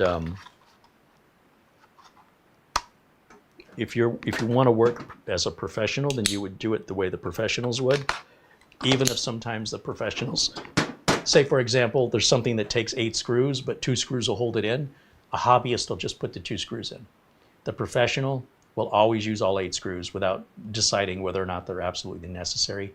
That was the engineer's job who designed it, and I don't advise questioning the engineers. You're not going to receive a professionally built computer from Dell or HP with screws missing. Not if it's new in the box, you're not. And if you say, well, those screws weren't necessary, somebody else who's an engineer thought differently. So when we build our own system, we want to build it the same way the big system integrators would. We're not going to leave any holes empty. If there's rubber feet for added support, we don't judge whether or not they're necessary. That was decided by the engineers. And I'll be honest, those engineers are far more educated than I am. And my ignorance in understanding what justified their purpose doesn't mean my inability to understand it negates the logic that was used and the money that was spent in that design. That's just me exposing how ignorant I am, right? And a great cure for this is education. If you're really interested in engineering design, go to school, and then you'll understand why they did this. Otherwise, take their word for it. This is good for you, okay? That doesn't mean that's what you have to do, but why not? They've provided everything for us. Let's use what's appropriate for our build. They usually give you more than you need. Let's take the T705 out of the box, and let me just kind of dry fit this and see how this works. I'm very interested in this design. I've never seen an M.2 slot that has this little sliding piece. And it looks like that just goes to the end of the drive. That would be my guess.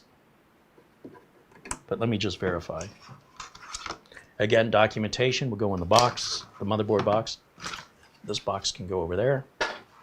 Here's our NVMe drive. Once again, it's going to have little indentations in the plastic. When I open this clamshell, as soon as I figure out how it opens, well, the drive just kind of fell in there. But there's, let me take the drive out and set it down. You see these little half circles? that's for you to stick your fingers into there and grab the drive and pull the drive out by holding it by the edges, and you're not trying to bend the drive to get it out, right? If you need to bend the plastic. Same goes with RAM. You know, if the RAM is stuck in the plastic shipping material packaging, bend your packaging. But you'll almost always have little cutouts in the plastic designed for your fingers to go in there. Some of you may have sausage fingers and can't get your fingers in there. Just use your thumb and bend the packaging and pop it out and hold it close to a solid surface, such as this wooden workbench, so that it doesn't fall too far. Ideally, you'll just push half of it out and then grab it by the sides and remove it. Things happen sometimes, but they're pretty indestructible anyway. I mean, these things can take a lot of abuse because there's no moving parts, there's no cables or connectors, just that one little end right there. And I'm assuming that if this end goes towards me, and typically the crucial label goes up, see how it says crucial here? But on the other side, we have a sticker with our warranty information. If you remove this sticker because you want better heat transfer, you might be voiding your warranty. You might be able to put the sticker back on if you needed to send it in for warranty, if you could find it, and if you didn't tear it, getting it off. Otherwise, there's no serial number. That's all on the sticker. It's a very important sticker. Now, if I set this drive in the slot as we normally do, it does appear, oh, that just springs and holds the drive in place. That is the most unique solution I've ever seen. Wow. Okay. I get it now. So let me take this out and explain this to you. This piece isn't meant to lock into place. What this piece is meant to do is to lock close to the drive, and then it springs back to add tension onto the drive the same way a screw would. Only instead of like a little lever that you turn or screw that you turn, you have this little, it's almost like a little elevator. And you get it close to the length of your drive, and you have to push it back a little bit to get your drive in, and then let it go, and it snaps forward and puts pressure against the drive. That is the most unique solution, and it makes 100% sense. Sometimes those little spinning plastic tools, those can be a little difficult to figure out which way does it go. This, so much easier. Thank you, Asus. I had no idea this was a thing. I didn't read any documentation. It's very obvious with critical thinking how this works. When you have a design that is intuitive, that's the best design, period. If I have to read instructions to figure your design out, not a good design. Now I'm going to go ahead and peel the tape off of the thermal, this little protective tape that's on the thermal tape in the socket here. We'll leave the thermal tape that's on here because we won't use it, so we'll keep that protected. If in the future we need it, it'll be nice and clean under there, because when you take this protective tape off, it'll start collecting dust if it's fully exposed. And over time, you know how dusty a computer gets? That thermal tape is going to be relatively degraded as far as any thermal performance goes. I thought this was little 2 pieces of tape, but it's all just 1 piece of tape that covered those 2 thermal pads there. And now I'm going to do this one more time. We're going to slide the drive into the socket as we normally do. And then this piece here, I'm trying to show this to you, this little elevator, pull it back a little bit, the drive sits in, and then just let it go. Locked in. Then we put our heatsink on. I already know how easy this is going to be. We're going to take the tape off of the thermal pad here. This only goes in one orientation, so if you forgot how you took it off, look for any writing. The writing should always face, from the top down. And then I think this end goes in first, and then this end should just push down. NVMe is installed. No screwdriver, no JIS driver, no tiny screw to fall and lose, teeny tiny little delicate raccoon fingers, as Salem Texperts refers to his raccoon fingers, because if you're a bigger person and you have what I would call sausage fingers, the delicacy of those small screws can be very difficult for you to handle. Hence the importance of using magnetized screwdrivers where you can let the screwdriver hold it for you. No harm in using magnetic screwdrivers. Back in the day when we used floppy disks and other magnetic-based media, getting a magnetized screwdriver next to that would corrupt all of your data. You'd erase your floppy disk. VHS tapes, anything that used tape, floppy disks were basically a big flat piece of tape. They held your data magnetically, so they always told you to keep magnets away from your computer. We haven't done that for years. When's the last time you've used a floppy disk? Flash drives, hard drives, heck, even a hard drive has a big magnet in it, a strong one too. So we've reached a point now where using magnets on computers is fine. Don't worry about it. You know, a magnetized screwdriver is not only safe, it's recommended so you don't drop the screws and lose them. That's old news. It's one of those things many viewers that have been watching me over the years have heard me repeat time and time again. But in consideration of viewers watching for the very first time, they may have never heard that before. Now we have another giant heatsink right here, and I'm just kind of curious. That Asus, I'm going to guess this is also a latch. If I push it down, and then, how does this come out? Don't force anything. If something's not coming out easily, for all I know, this is on a hinge and I need to bend it up, or it's on a piece of plastic that's latched and I bend it up and I break the plastic. I'm not sure. It's on a hinge. Ladies and gentlemen, I have never seen this before. We have a hinged heatsink. Seriously? Yeah. Wow. Holy cow. Look at that. It's like working on a car. This is my hood. See all these thermal pads? Each one of those represents a place that you could put another M.2 NVMe drive. I was expecting 2 or 3. I got 4. We have what looks like a quick release, a separate, different, this is the spinning kind of toolless installation for NVMe, but it's very obvious which way is open and which way is closed. I like that. That's a new design from Asus. I've never seen it. So we've got an NVMe slot here. Our latching mechanism releases the heatsink. Oh, I love that. We've got another quick release here, another one here. And I guess this doubles as I hold down for the NVMe drive that goes right here next to the button. There's this extra little piece right here. This is all toolless. No screws or screwdrivers are required. Okay, let's just stop and appreciate this design. Have you ever seen a motherboard that has a hinged door for a heatsink? That's pretty darn cool. I had no idea. I'm totally unprepared for this build, so you'd get my genuine reaction of either joy or frustration. So far, all I'm seeing is joy. I hope this whole build goes this way. Gary Tatum says, that's amazing. And Rick Lake says, wow, that's nifty. Nifty's a word for it.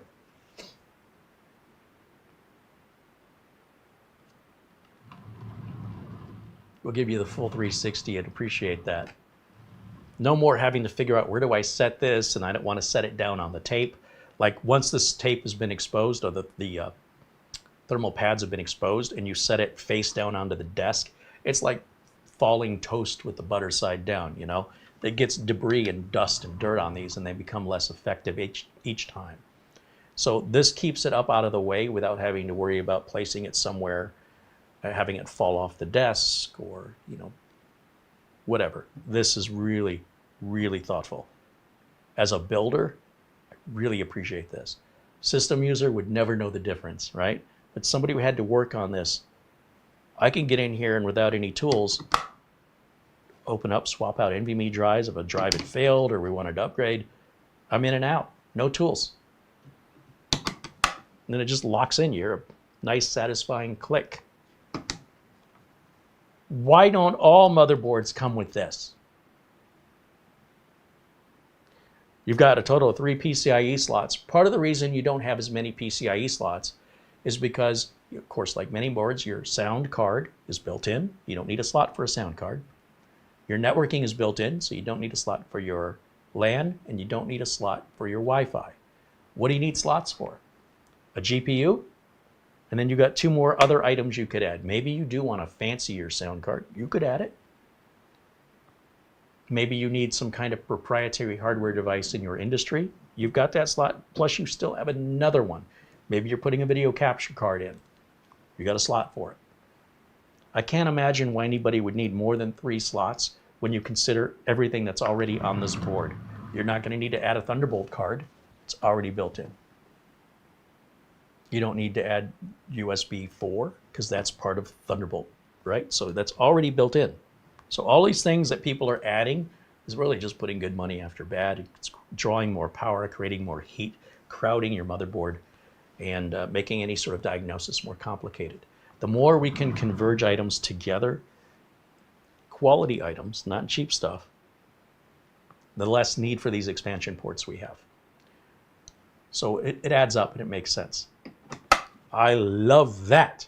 And this. I mean, I thought this was impressive, and that just blew my mind.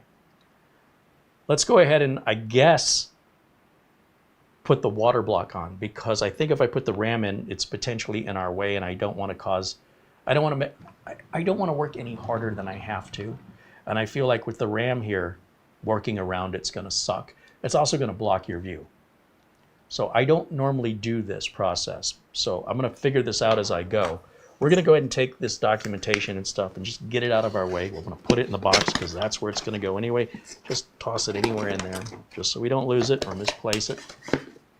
We're going to save the RAM for later, so we're going to get that temporarily out of our way here. We don't need the keyboard or mouse yet until our first boot. And in fact, I don't even need the motherboard right this second, so we're going to go ahead and move that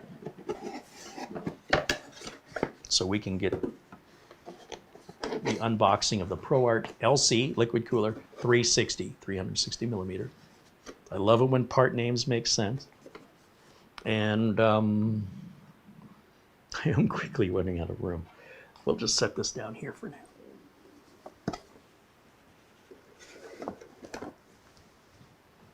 To the unboxing of the liquid cooler we go. I don't know anything about this liquid cooler other than what I've already shared with you. I've never taken it out of the box. I've never used one before. At the end of the day, it's still a liquid cooler, so it should pretty much install the same. It may install a little differently, or it might install pretty traditionally.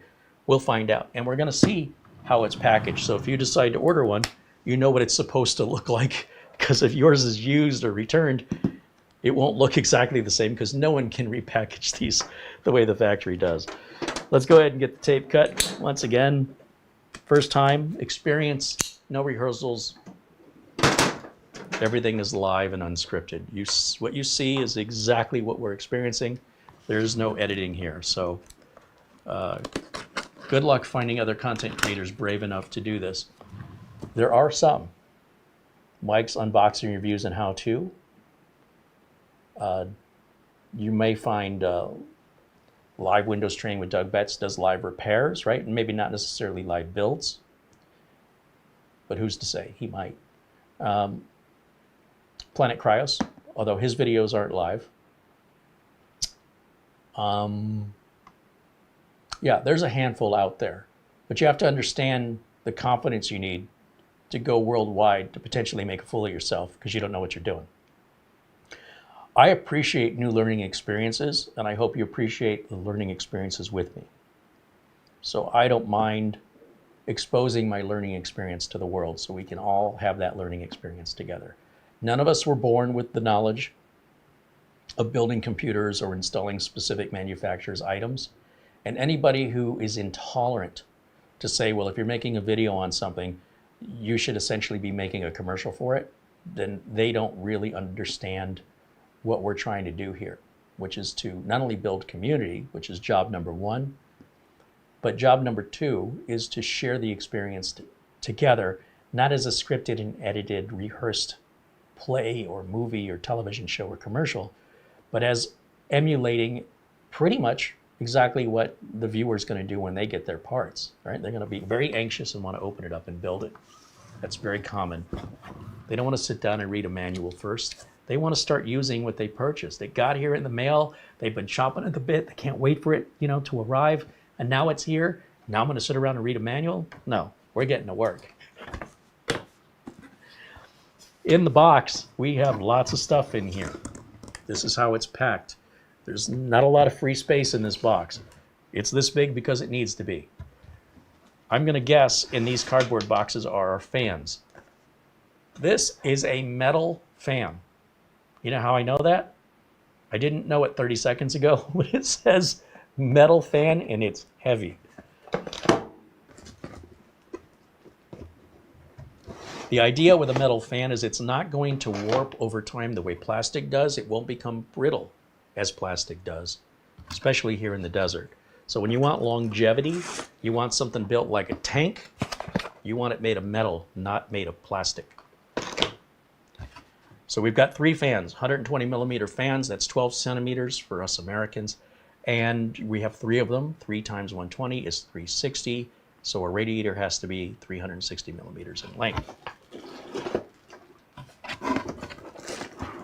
Of course, our radiator is a pretty traditional radiator. It's not particularly, doesn't stand out as being thicker than most. It looks pretty standard in that design. And then our water block up here kind of looks like a heat sink. And that's the thing, when we pair all this together with the ProArt case, it's all going to look like it went together. It's not going to look like it was hodgepodged. Some people care about stuff like that. And when you're spending this kind of money, the likelihood that you care about that goes up with the amount of money you're spending. Let's just set this down somewhere and see what else we have in the box. Now this very well may be an Intel only cooler. I'm not sure yet. This may be one of those rare occasions where this is specifically designed to go with Intel coolers. I don't know, but I'm kind of assuming that's what they did here. Well, I don't know what that was. That is some origami right there. Wow. See what I mean? Like trying to put all this back in the box. I don't think there was anything in there. Here we've got a clear plastic baggie that has our mounting hardware. And it does look like it includes AMD mounting hardware, just FYI. Holy smokes. Yeah. Crazy. And then we've got some documentation. Pretty small documentation, really. Don't go too far with that. I know, I'm putting it right here. Well, I'll give you something else you can put over there. Okay. Picking it up. Stand clear. I don't want to hit you in the face. Okay. Now, something had fallen out of that box when I threw it. Do you see any little... No, that wouldn't be that. Okay. I didn't see what it was. I don't see you. I don't think I'm missing anything. I think it was packing. So, yeah. We'll find out. Okay. Okay. I thought it was pretty empty when I threw it. So here in this plastic baggie, we've got plastic baggies. So we do have AMD and Intel mounting brackets. And each bag is labeled. Like this says AMD compatible plate thumb screw cap. This says 8mm UNC radiator screws. Oh, good to know. This is AMD compatible plate standoff screws. So anything that says AMD we're not using on this build. This is just thumb screw caps. That probably goes on the top of the block regardless if it's Intel or AMD. And this says Intel socket 1200 and 115X screws, which I am assuming, oh wait a minute. Intel 1700, socket 1700. That's closer to the 1851. In fact, likely these are the same as 1851, but let me just double check. And again, AMD transfer Intel standoff. Well, I'm confused what that means. AMD transfer Intel? Usually they say AMD or Intel. This one says both. AMD transfer Intel. I'm sure this is explained in the documentation, but essentially these 4 bags I don't think we need. It's going to hold the radiator in potentially. That's going to hold the block on, and that's going to attach the block to the motherboard. And then we've got our fan controller, fan splitter. So each of the 3 fans will plug into each of the 3 sockets, and then the one plug will go onto the fan header on your motherboard. So no fan controller is needed. So we'll take all of this for now, let's shove it in here. And then this bracket, this is for Intel, and this is probably for the top of the block to attach.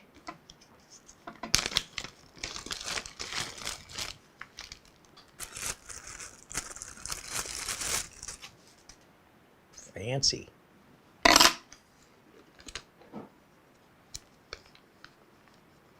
It's not a plastic backplate, this is metal.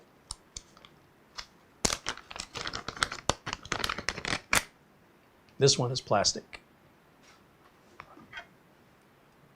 So I wonder if that's for AMD. I don't know.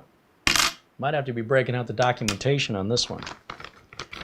And I won't put this too far away because I may be assuming incorrectly on some of these screws. I'm very curious though what a metal fan looks like because I don't think I've ever seen one before. It's pretty industrial. I like industrial. That means it's pretty much bulletproof and will last forever. I thought the box looked awfully big for the size of the fan, but that explains. Wow! Hey, Mara.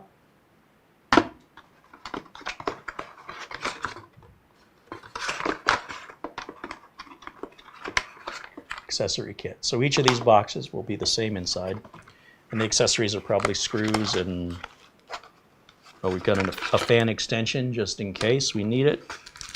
We've got the longer case style screws to go through the fan and into the radiator or sandwiched between your case, and a little tiny microfiber cloth because it's metal and can collect fingerprints or dust.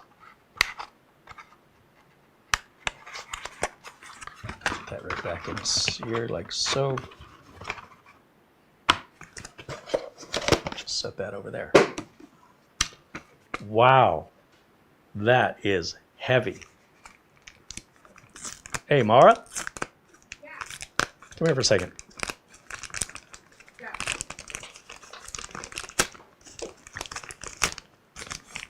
Feel the weight of this fan. That's an all-metal fan. Oh my gosh. That's got some weight to it. That is a tank. Yeah.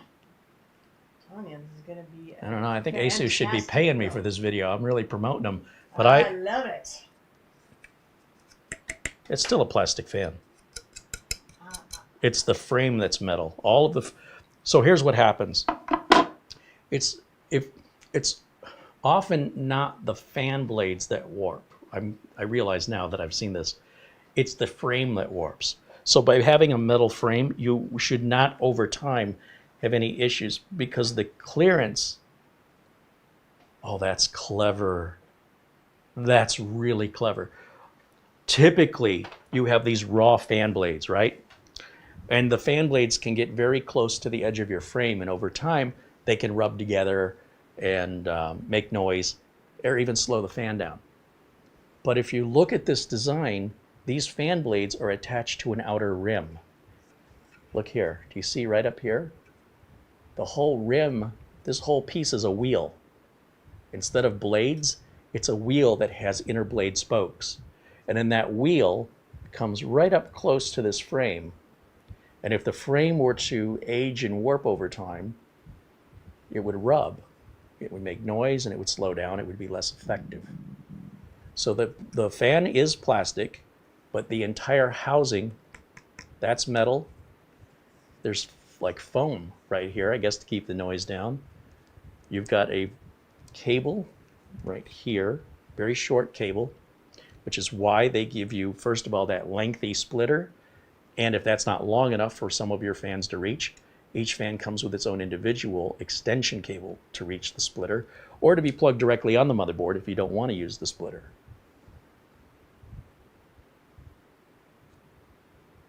I have never seen a fan like this before. That is so unique that it's a whole wheel. That whole, the space between the fans are all attached to that outside wheel. Clever, clever design. This is something that's designed to last a long time. This isn't something that you would build and I want to replace it in 2 years. If you wanted to do that, whoever buys it next, I think would be getting a pretty good deal. This is easily going to last 12 years. It's fascinating to me to see how the longevity of these parts keeps growing. We used to talk about 8-year builds.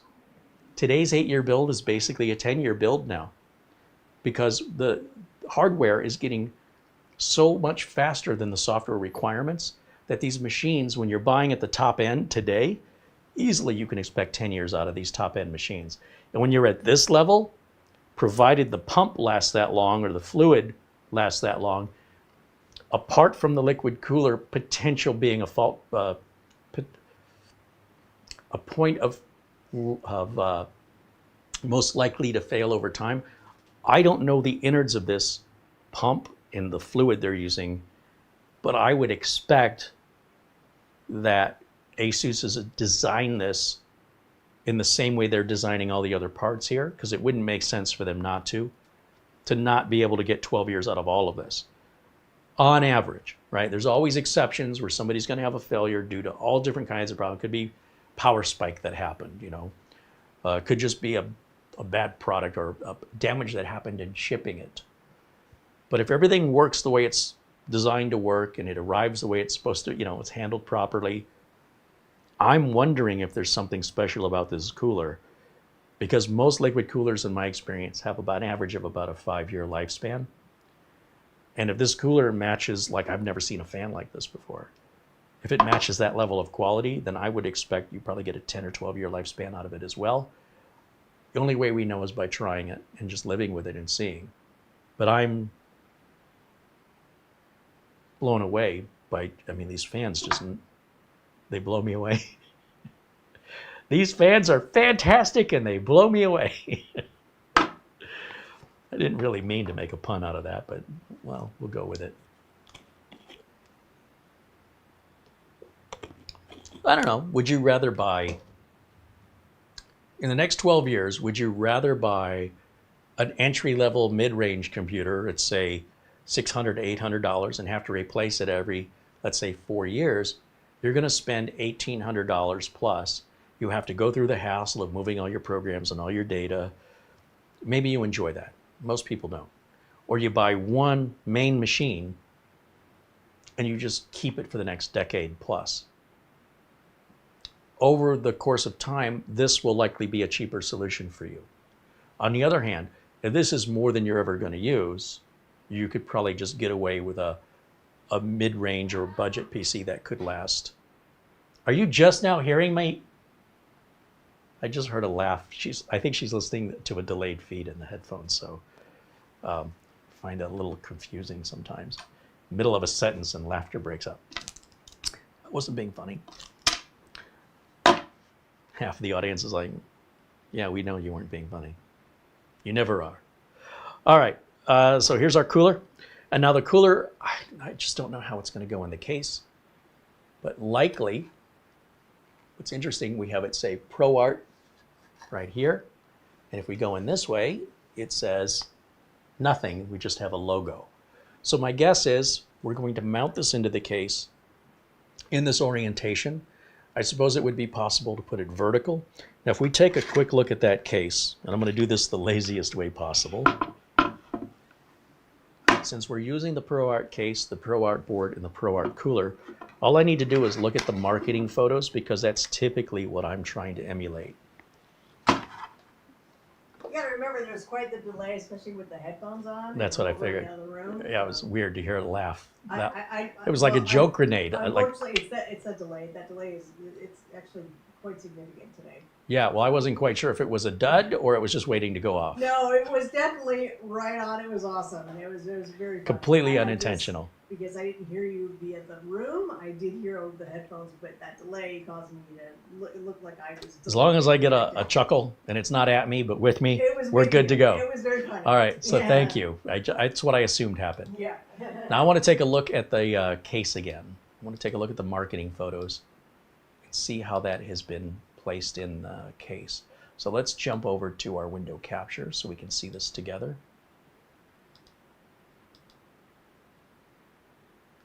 And that is a pretty small photo.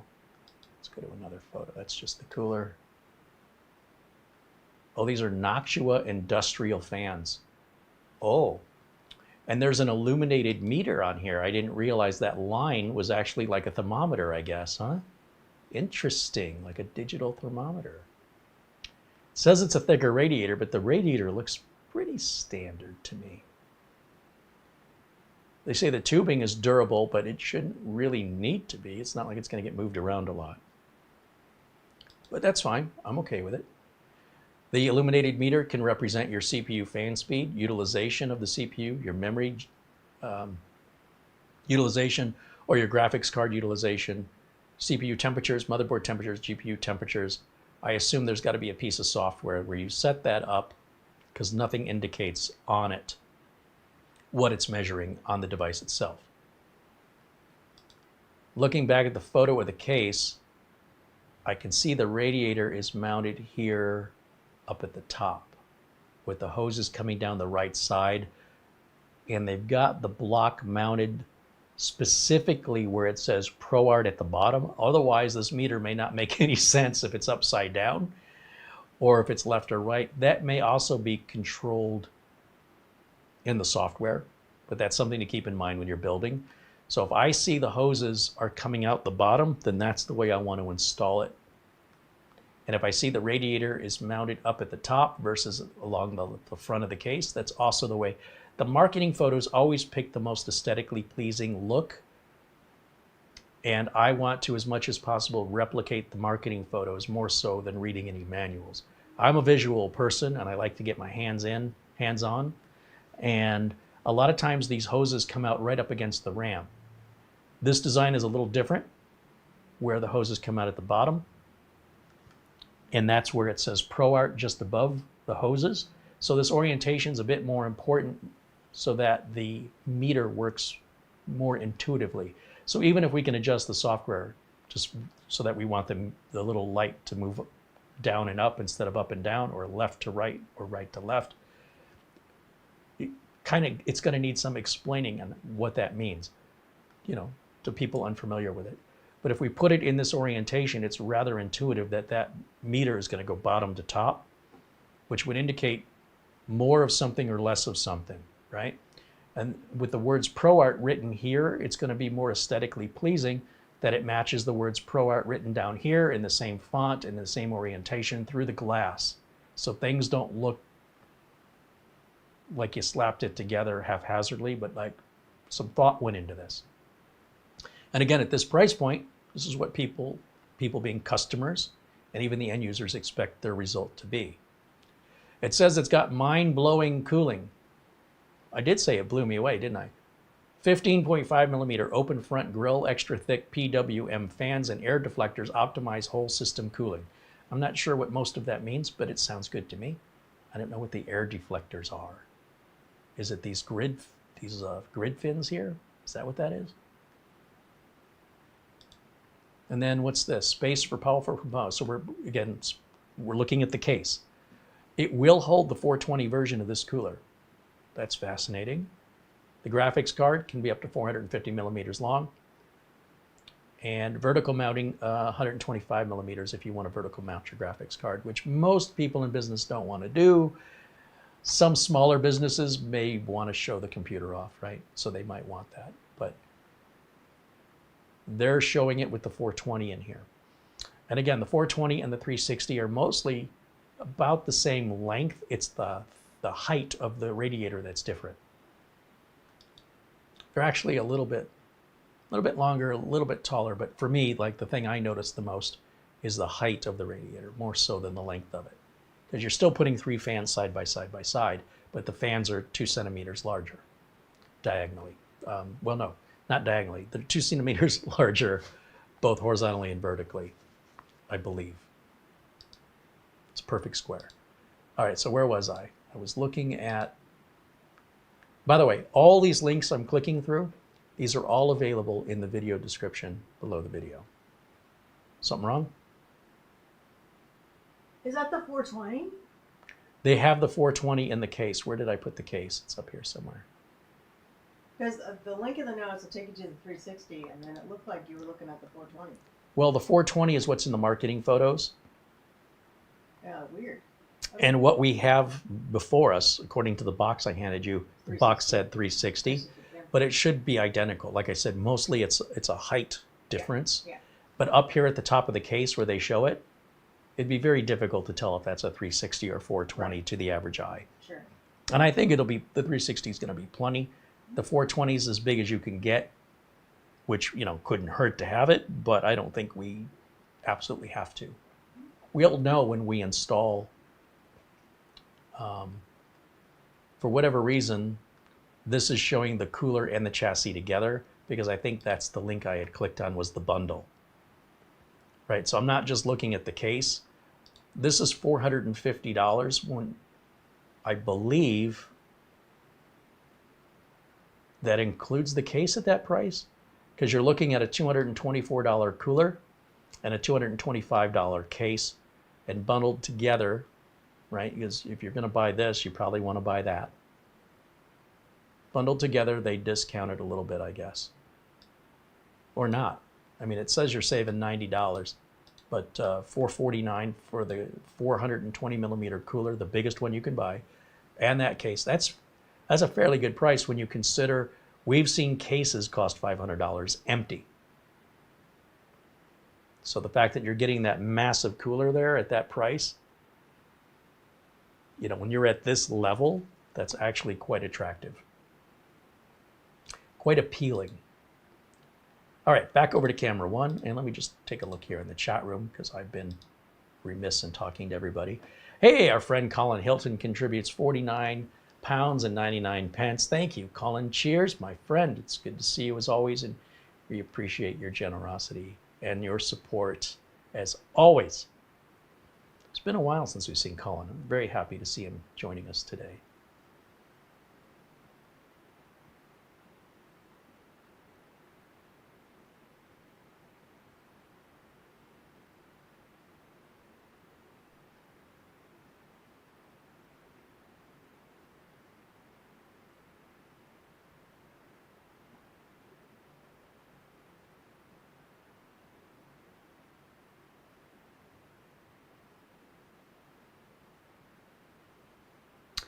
William Lynn mentions the ProArt Liquid Cooler 360 says it supports Intel sockets 1851, 1700, 1200, 115X, and AMD's AM5 and AM4. So everything basically but Threadripper and Xeons universally across Intel and AMD's line. I had a hunch that it might have just been Intel only, but you know, clearly we've seen that there are AMD mounting parts here.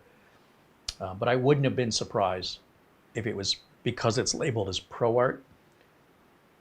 Not sure that there's an AMD AM5 ProArt board. There might be. I know they have an X870E, but I don't know that they have a ProArt 870, which would be AMD based. Or it may be that it's just not out yet. I don't know.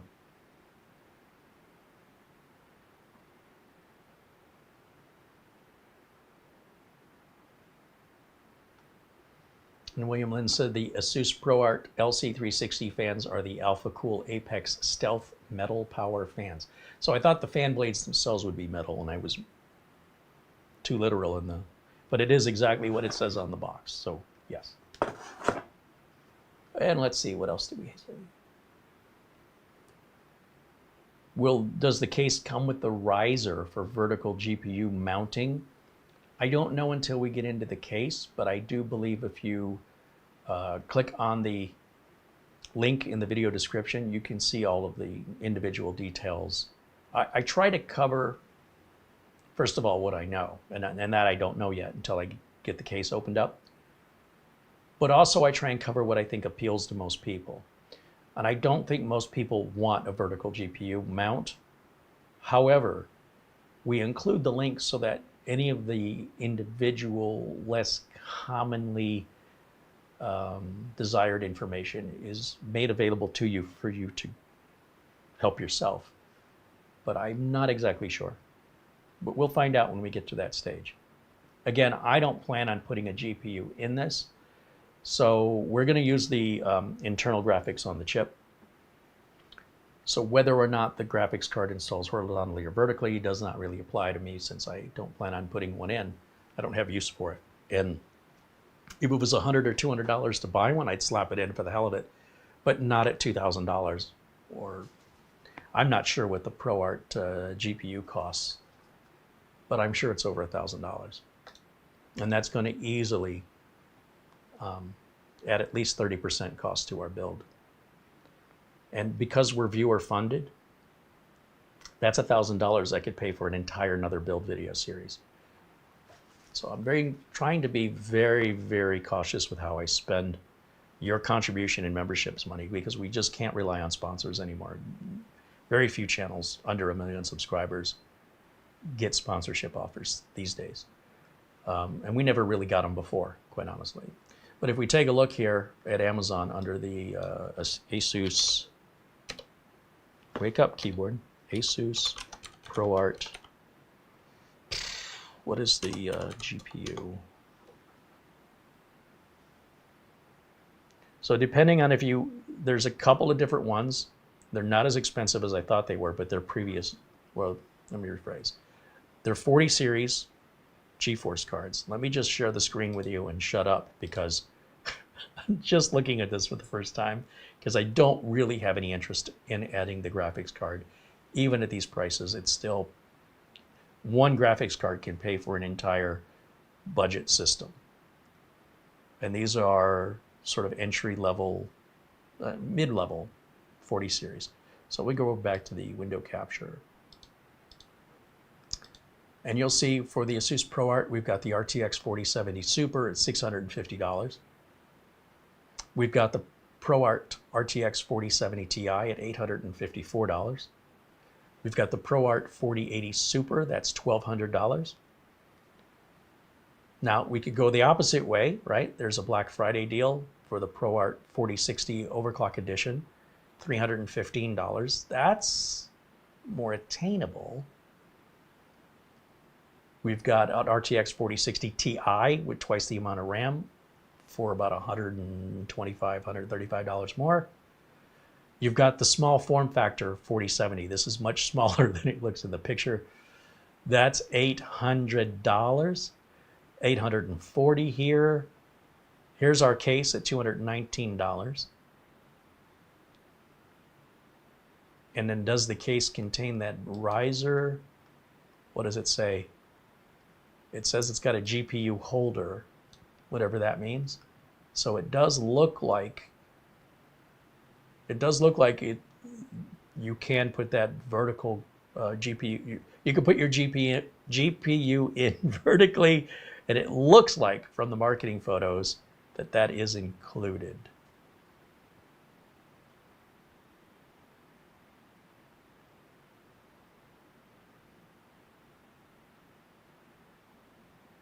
Look at that. Even the case has built-in fan controller. That's pretty interesting. That would negate the need for the splitter, right? We could plug each of the cooler fans right in there. Interesting. Although those might be intended for case fans. I don't know that it would make a difference, though.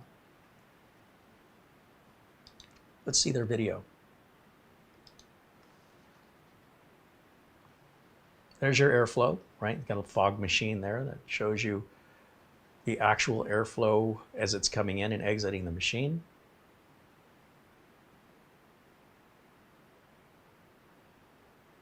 You can always rely on the manufacturers to put together some really nice edited videos. It's got a door on the front.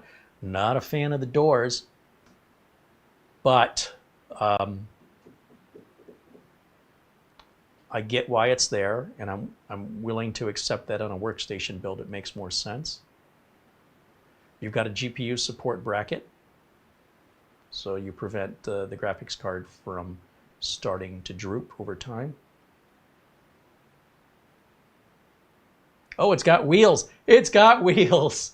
Yes, I was just complaining about how these big heavy cases need wheels. It has wheels.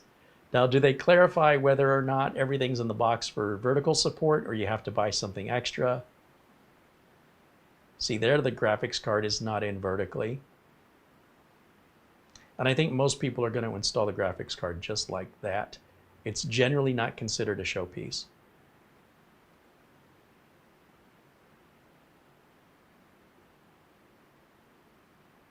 And it looks like somebody's editing a video. That may be the video we're watching. All right. Well, that didn't really help clarify that. However, when we get to the case, it'll be in part 2, we'll be able to see what's included with that. And it really isn't something I'm going to use either way, but you might be able to determine that from the links that we've included. So I appreciate the question. I just don't know the answer to it yet. And I don't think I will know the answer until part 2. Okay, so let me go back over to the chat and see what other questions I might have missed here.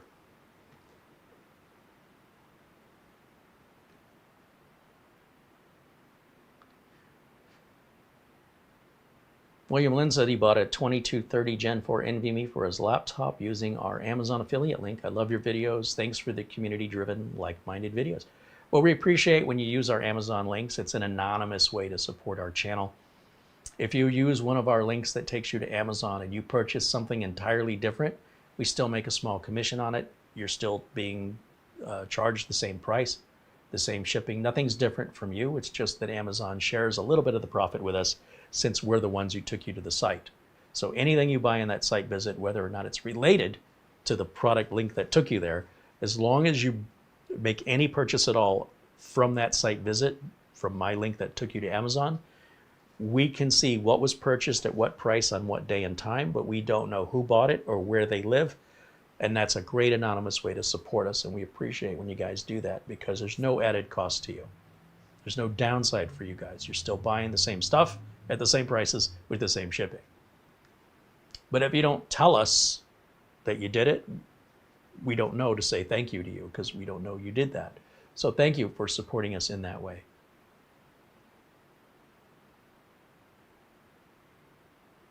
Matt says he uses our links all the time. You know, I don't talk a lot about it.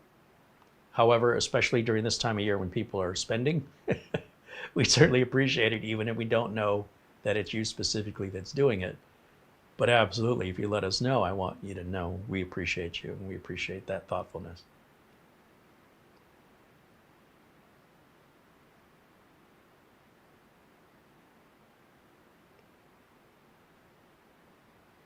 Mark Gaines wants me to check the phone, he says. Oh, I haven't done that this whole stream. Let me get my glasses and we'll check the phone.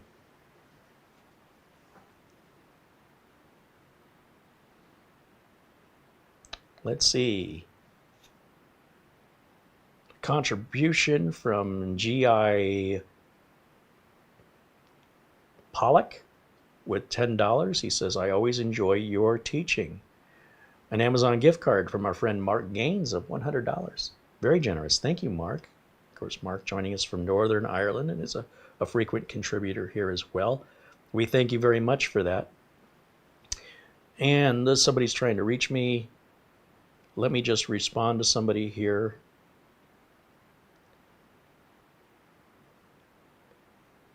And we'll try and see if we can't wrap this up in the next 30 minutes or so. What I need to do in that next 30 minutes is get this cooler assembled, get the block on the board, slap the RAM in, do our first power on self-test. Then we can look for what is likely a newer BIOS update, which I'm going to put on because I think it's a good idea to do it, not because we have to do it, just to clarify.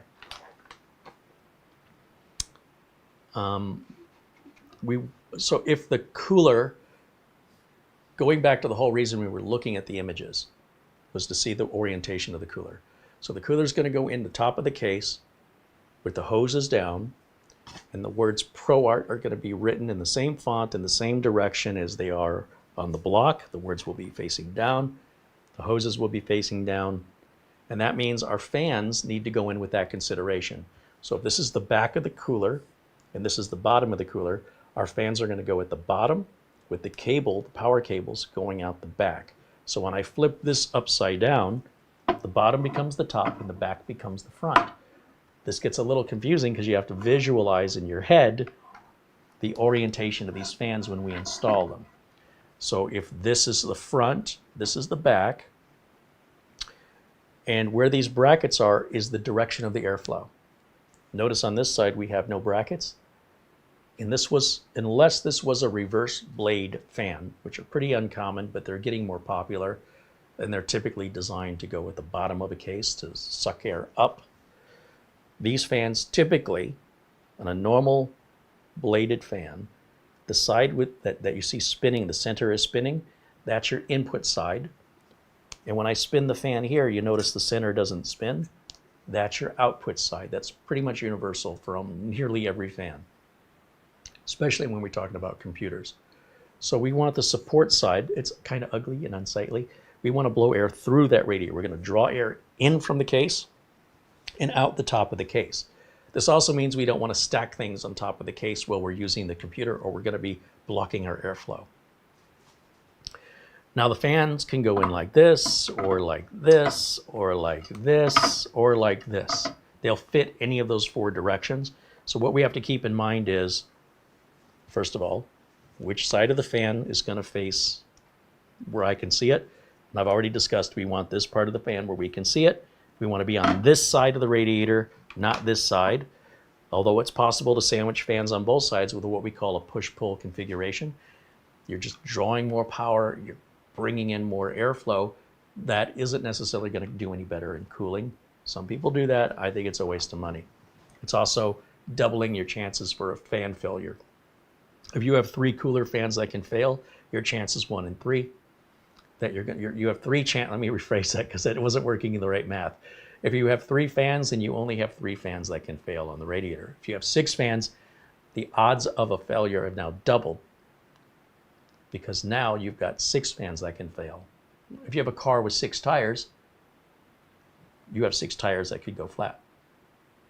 If you have a car that has 4 tires, you only have 4 tires that can go flat. That's my methodology. Even if it's flawed, that's my story, and I'm sticking to it. Now we want these cables to come out the back. So if this says ProArt on this side, I know this is the front. Right? If you're seeing it the way I'm seeing it, the ProArt is written upside down, but it's still the front. That means this is the back, the side that's facing me now, that was facing you, and we want our cables hidden. We want our cables going out the back. Now you'll notice this fan cable is a socket. It's not a plug. This is not meant to plug directly into a motherboard. It's meant to either use the extension cable. I take it back.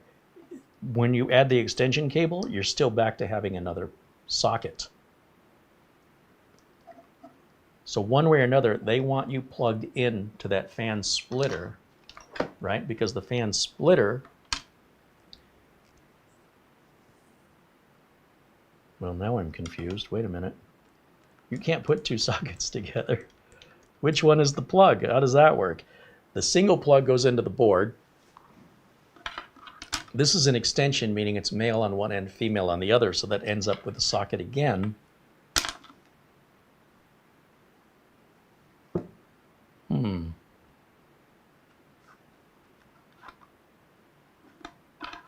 Well, this is a bridge we're going to have to cross, but first, let's not get ahead of ourselves, which I just started to do. Let's just start getting the fans put on. And for that, I need the screws, these long screws. They're mostly just a shoulder with a small thread at the end. That's great. That means you're not turning them all day, and you can't overdrive them into the soft material of the radiator. And each fan will come with these 4 screws. The shallow screws are there to mount the radiator to the case. Sometimes in like a vertical mount situation, you might be able to sandwich the fans in the front and the radiator in the back, and then that will hold the radiator into the case. That's not the way we're doing it, but it is an option to consider depending on your case, options, and your preferences. It's a fully acceptable way to mount the radiator.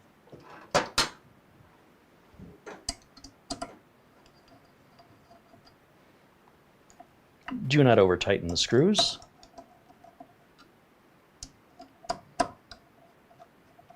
And I just want to get them all started. I suppose with a metal frame, you can't over tighten the screws. No, I've never dealt with a fan that had a metal frame on it before. Yeah, you can just tighten these bad boys down. You're good. What happens on a regular computer fan is you'll start to see the two support plastic frames start to bend inward. And then you lose all the cushioning that prevents vibrational noise. But with a metal frame, you can tighten it down. It's not going to bend. It's not going anywhere. And we need to repeat this 2 more times with the additional fans here. These are the spare cooler parts.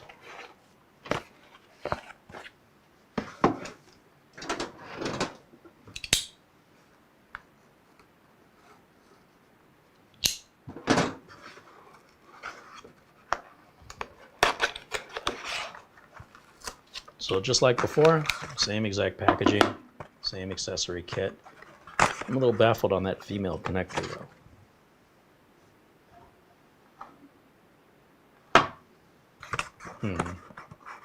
Need to take a closer look at something. Once again, I've not looked at any documentation. It should be intuitive, especially to somebody experienced. All we have in the box here is an extension cable, screws, and a microfiber cloth. That's it. That's all there is. And I'm happy with that. Believe me, less stuff potentially to go into a landfill. We had that discussion the other day, how some manufacturers are getting a little over the top, which I find a little disrespectful to our environment. And by the way, you're paying extra for that. All that stuff you're throwing in the recycle bin, you know, if your case has multiple fronts or covers or panels you can remove and pick one design over the other, it's kind of wasteful that you can only use one, at least one at a time. Seems unlikely you're going to go back and change it. And it's just going to end up in a landfill. And you're adding to the cost of including these added materials that, you know, it would have been better off, in my opinion, if they sold it one way or the other, or they'd given you a choice at purchase. Do you want the glass front or the grilled front, rather than giving you both and you throw one out? Because you're also paying extra for that. You're paying for two when you can only use one at a time, and you likely won't be shifting them out. What I'm curious about is, does this cable... Oh, I see now. There's our plug, and there's our socket. I thought I saw something funky here that I missed the first time around. It looked like, yeah, I hadn't taken the cable all the way out. And you know what that means? I may have to turn this 90 degrees in order to get the look I want. But I'm not sure yet. Maybe this goes out this way. Aha, okay, good. I don't have to turn the fan. So you see how stubby that is? Now here's what's cool about this design. What this means is this fan can then plug into this fan, right? So if we put this one in, will they reach? Hold on, that's my second question. If I put this fan in the same orientation, I'm assuming you can see this okay. We should be able to take this connector and plug it into this connector, just like Christmas lights. We showed the Leon Lee build where the fans snap in together with no cables. This is a pretty close second to that, almost equal. Like, that's so easy to do. And then ideally, well, it won't matter. This will be at the back of the case where it won't be seen. And you don't have a whole lot of slack to worry about. How do I cable tie this and get it up out of the way so it doesn't get in the way of future work, diagnostic repairs. So it's a pretty short cable to help keep that nice and neat and prevent it from getting in your way in the future. I think it's 6 of one, half dozen of the other. It's very, very similar to accomplishing this task of minimal cable management. And I can appreciate that. And remember, I'm figuring this all out through intuition and what should be obvious. From an engineering perspective, it should make sense. You shouldn't be like, how does this work? I just didn't see it before. That's the problem. It's tucked in so neatly at shipping to avoid, you know, having that cable catch on anything. I didn't even notice it. That's how cleanly it's packaged.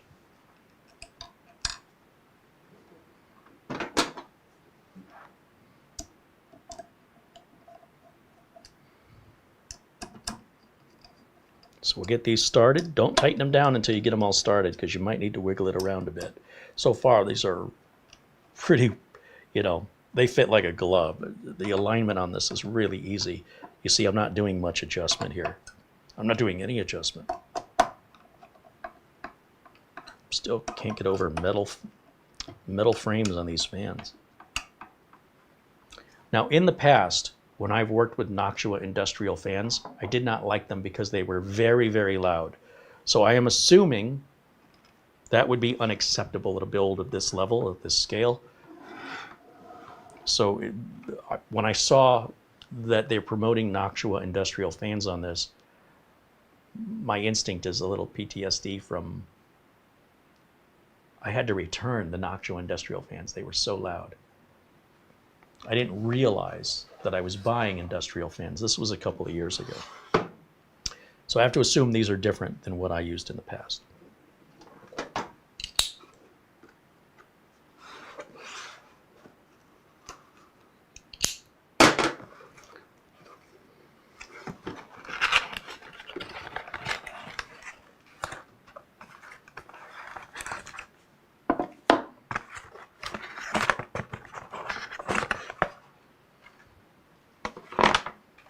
Definitely need a bigger bench.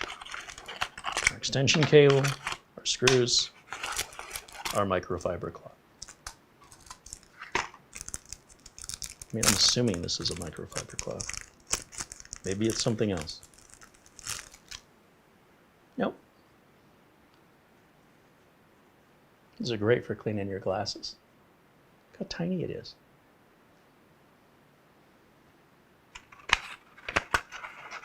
Oh, I can see now.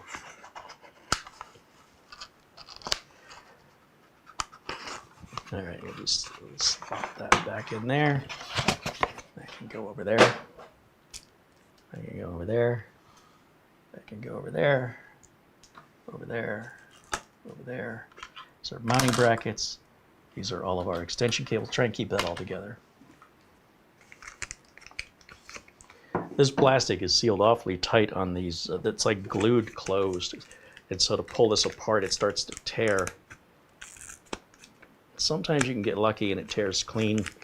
Other times it just rips sideways and you still can't get the fan out. So I'll often just grab the scissors and cut it for a clean cut. But be careful, you don't want to cut through any of the, if the cable's exposed, you don't want to cut the cable. Either way, we're not reusing it. I just get easily frustrated. Okay, so there's our two plugs. This one's going to go here. This can plug into this one, right? And then in theory, we can either plug, no, that's a socket. So we're going to have to come off this end for our master power cable that's going to provide power to all three. The good thing about this, that means that if we plug this into something that's controlling the speed of the fans, then all three fans will run at the same speed since they're all sharing the same power input. That means if this one's running at 3,000 RPM, so will this one and this one. You don't have to do it that way. You could have these independently operate at different RPMs based on where they're plugged in. I don't think it looks right, and it's not going to sound the same. I think it's better to have them all unified since they're together on the same radiator. And while it's possible this side of the radiator gets hotter than this side, I don't see any harm in having the fan run necessarily faster than it needs to run over here, than it needs to run over. Just let them run the same.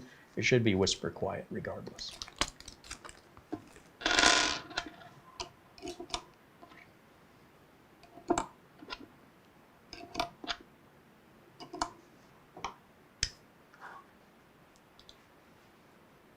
Oh, my browser crashed a second time today. This is a live chat memory leak issue that's pretty much in all the browsers. If you experience a browser crash, it's because of the live chat, and it's an issue with YouTube and Google Chrome. It's actually pretty much all browsers have this. Whatever's going on with YouTube's programming, it's not just you. Just hit the refresh page, and it'll load right back up. Nothing we can do about it but make you aware of it, and hopefully Google will get around to fixing it.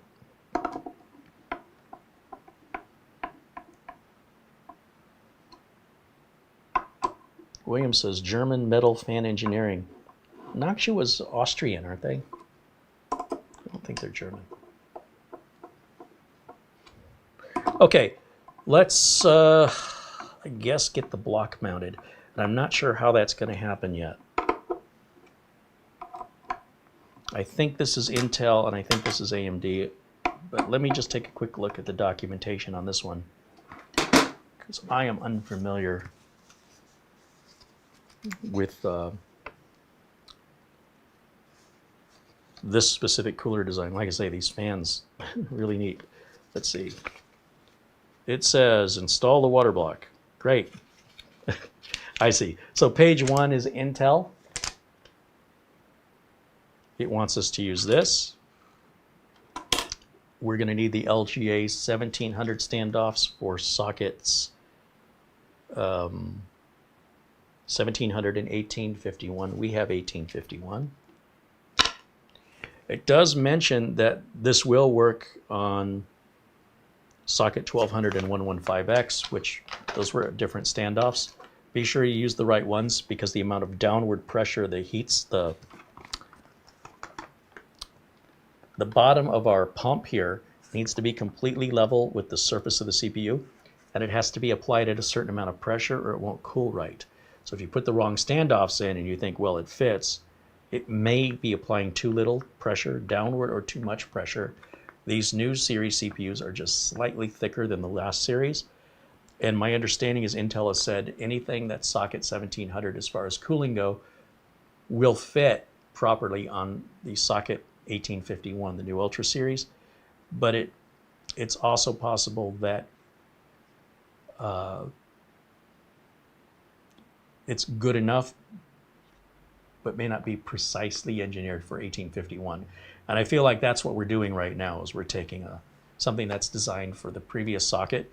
You'll see thermal compound is already applied. That's why there's a plastic cover. You notice I leave that on because I don't want to touch that or get any dust or fingerprints on it that may make a very tiny difference in our thermal efficiency, and I want the most I can get. I want the best bang for my buck, and I don't want to have to reapply that or have it get all over everything.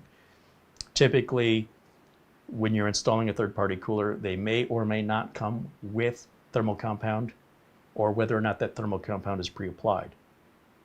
I prefer when it's pre-applied. It's just a less messy job. But when it is, you can tell because it'll have a plastic cover instead of a piece of plastic you peel off that keeps the mating surface clean. Instead, we have a big plastic cover that's keeping a little distance away from that thermal compound from making any contact, even with this little protective cover. Now this bracket here, I think this is for AMD, but let me just double check one more time. Going back to our directions, it says to install the back plate first, then put in the standoffs. That also requires what? No washers? Okay, there's no washers or anything. There's no spacers. And then the water block goes on. And on AMD, yes. So this is an AMD piece, and we won't use this. That's what I thought.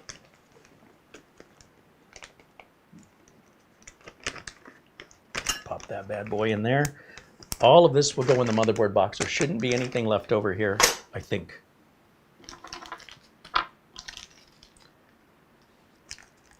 These shallower screws, this is what's going to go through the case and into the other side of the radiator.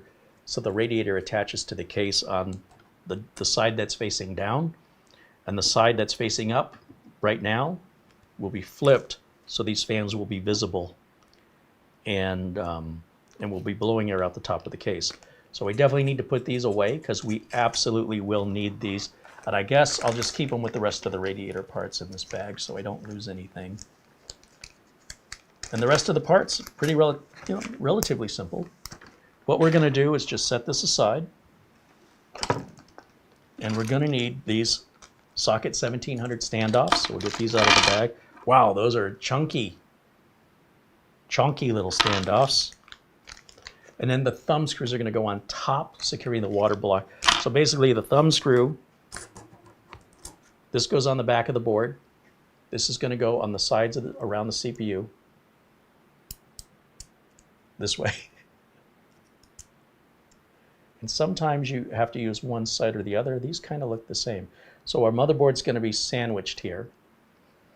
And then our block goes on this end, and we use one of these thumb screws on top of the block at the other end of the standoff, so you get kind of a transparent view of what we're about to do. So our block fits in between here, our motherboard fits in between here, and everything is basically like a big old sandwich. And if I'm building it, that means it's got extra cheese. Because I tend to be a little cheesy. But that's it. That's your block install. It's that simple. So the trick is now we have to make sure that there's a little plastic clip on here. And these are designed to fit two different socket sizes. So socket 1200, socket 1700 are similar, but just a couple millimeters apart with the holes. And that makes a difference with how far spread the holes are. And that's why they've invented this little clip that holds this little piece so it can slide inward or outward very simply, depending on what size socket you're using. So I'm not sure what position we're in here, and the documentation may explain it, but I'm going to push them all to the far end because I think we need the biggest size, but if not, we're going to find out in a second, one way or the other. Let me grab our board. We'll bring that back up now that we're all prepped. I'm going to lift this up and place this in the back and see if those holes align perfectly. And there's no real up or down here. You notice this says Intel right up there. And if the visuals of this is important to you, which it kind of is to me because I'm a nerd, that I want that to be upright, even though no one's going to see that. It works the same even if we flip it the other way.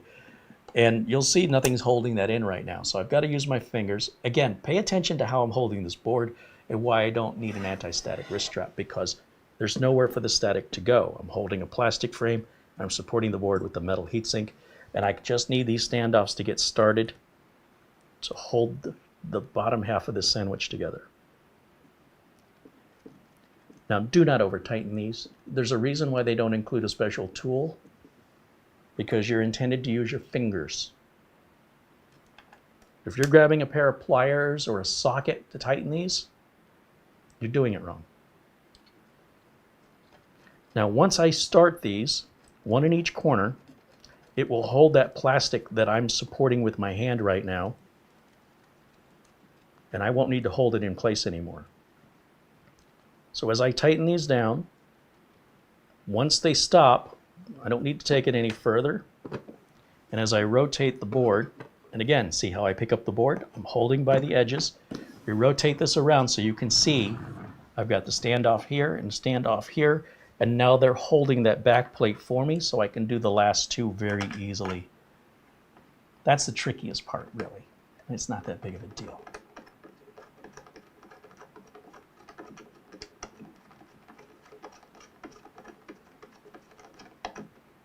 These are some long screws.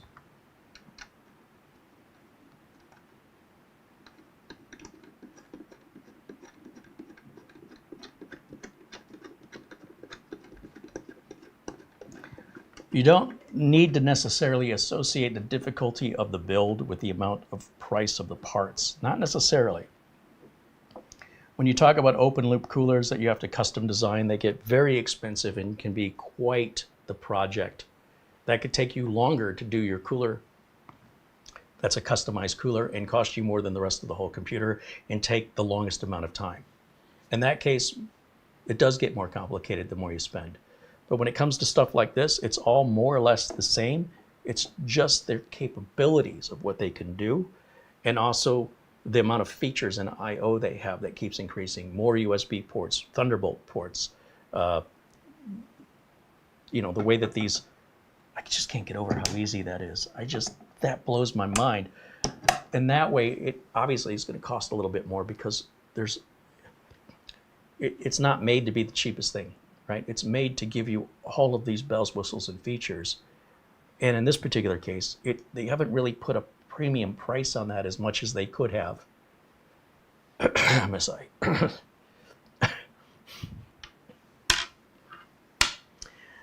Now the block At this point, we can take this plastic cover off because now we're going to mount the block to the top of the CPU. Remember the orientation we saw in the photos. We want that word ProArt and this graph to go in this orientation. And this is a little tricky because I normally would have this mounted in the case. And without having the radiator mounted anywhere,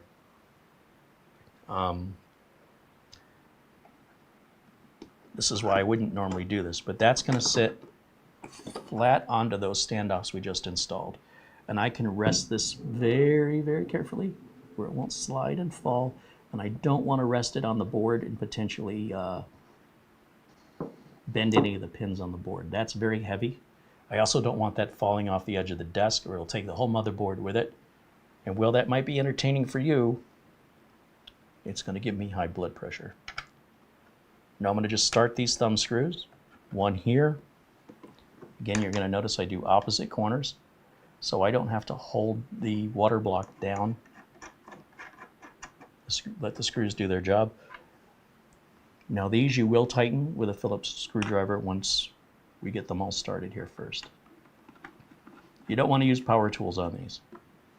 You can, but you shouldn't. I'm still putting downward pressure on this until I get things tightened up. And I got to be very careful as I move this. I can't see this one.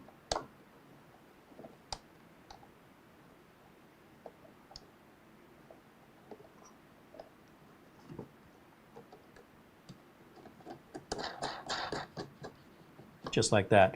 Now we can start tightening these. Once again, you can use your fingers, and I would advise you to try and tighten them all equally. Don't tighten down one corner and then tighten down the next. Start to tighten down one corner. Then start to tighten down the opposite corner, but don't completely tighten them all down. Try and tighten them opposite corners as evenly as you can so that you have a level surface. And it would be very difficult to notice that with the naked eye. Now, once you get them pretty well set, then you can start to really apply a little more snugness to them.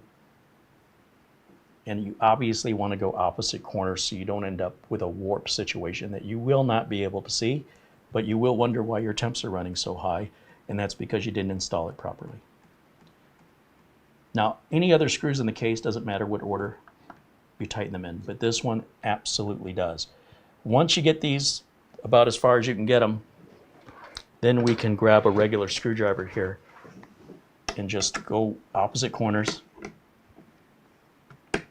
See, that screwdriver doesn't fit very well. I'm not liking that. Let me grab this screwdriver instead, see if that fits better. That's better.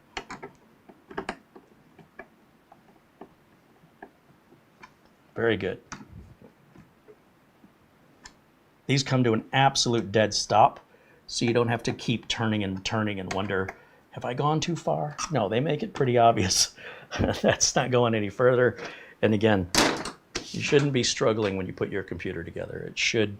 Everything should fit together pretty easily.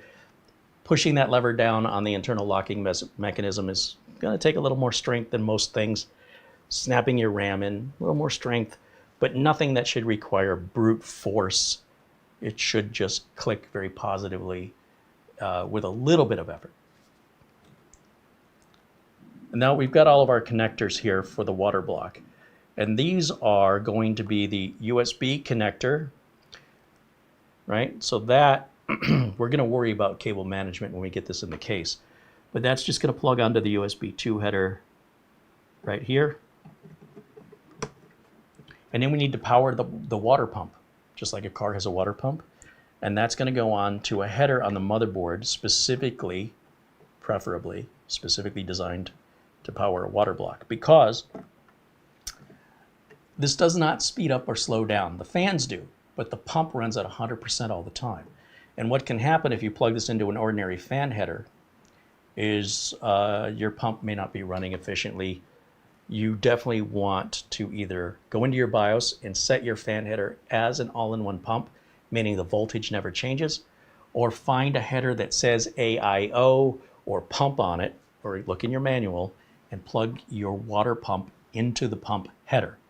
That's why there's a separate header for that, in case you're wondering why. It's not a preference, it's more or less a requirement. Otherwise, you have to go in and customize. Now, I've never seen this before. We have little rubber covers over the fan headers. That's bizarre. I'm going to take these all off. I've never seen that. Little rubber covers for the fan headers. Weird. Maybe the little pins are unsightly. I don't want to look at the pins. Cover those up. Show a little modesty. Don't show a little modesty.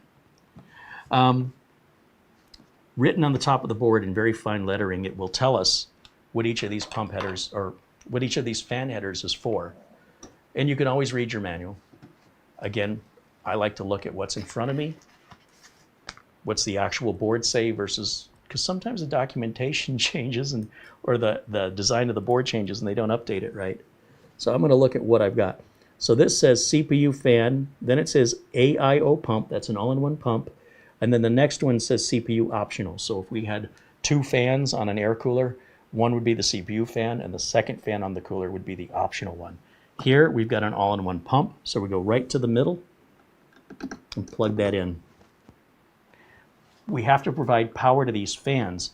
And to do that, because we're out of the case right now, it's very convenient. They've given us this long extension cable. Now, I don't have to use the splitter. I could, right? This seems longer than these, is it? Just trying to give myself as much of an extension as possible since we don't have this mounted in a case. And I generally don't hook up a liquid cooler outside of a case. I can't emphasize that enough. I'm kind of breaking my own rules here. Oh, the extension cable's actually longer than the splitter, and the extension cable's all I need. So the extension cable can plug in right here at the end of our fan chain. And then this can plug into any fan header on the board that you want. I'm going to plug it into CPU optional, and this way, as the CPU heats up, these fans will turn faster.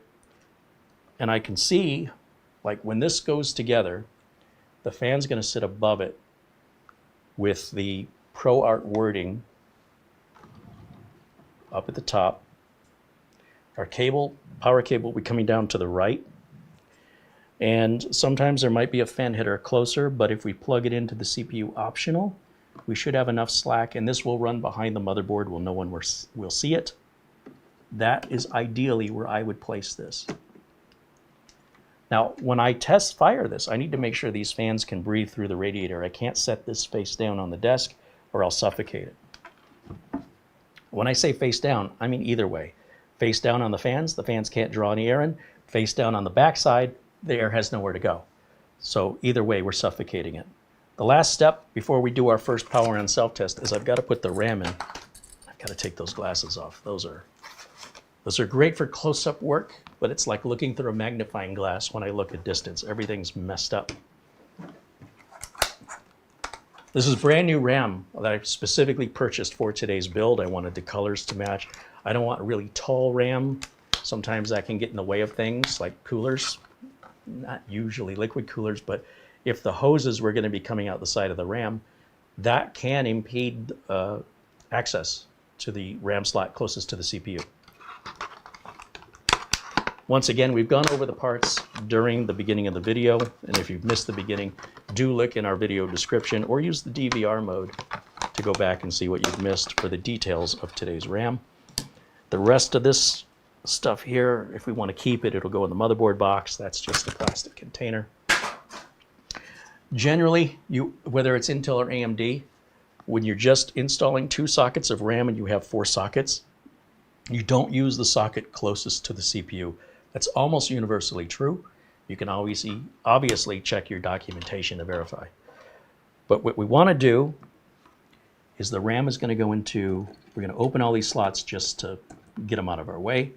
The RAM is only going to fit in one direction. All right, so is it that direction? Notice how this side's down and this side is up.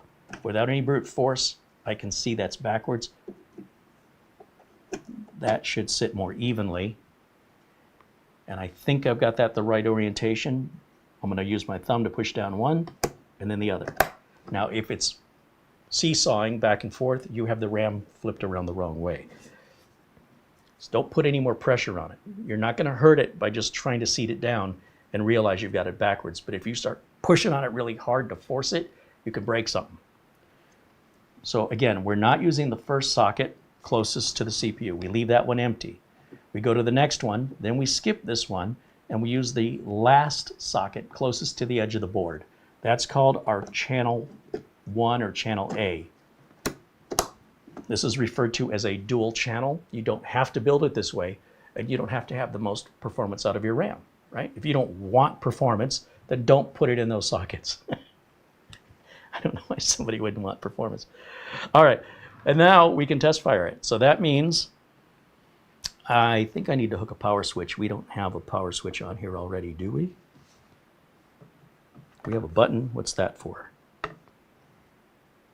Clear CMOS is a recessed surface mount button. But it's not recessed. It's a surface mount button here to clear the BIOS.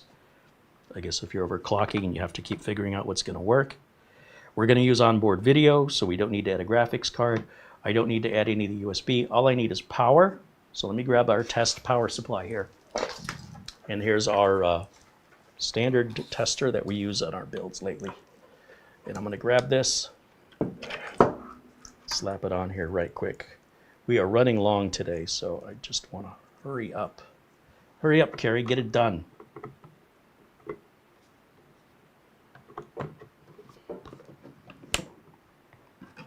We've got 12-volt power connector here. Now the board does give us two.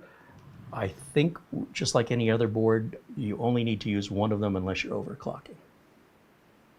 One is typically labeled number 1 and one's typically labeled number 2. Sometimes it doesn't matter as long as you use one or the other. Sometimes it does matter. And I don't see any writing identifying these. So I'm going to guess, and I'm going to go to the one closest to the center of the board. And if our system doesn't post, remind me to move this over one. Again, it'll be identified in the documentation. And I might just get a power supply that has 2 EPS power connectors just because this is such a high-end system. I'd like it to have that option for whatever purpose it'll be used for, even though we likely don't need it. Now you can see how having it out of the case, things get a little hairy here on the desk. It's very easy to knock something over, and cables are going to have to be a little bit longer to reach everything. So I got to be very careful with this, and I'm going to grab an HDMI cable, which I have down here.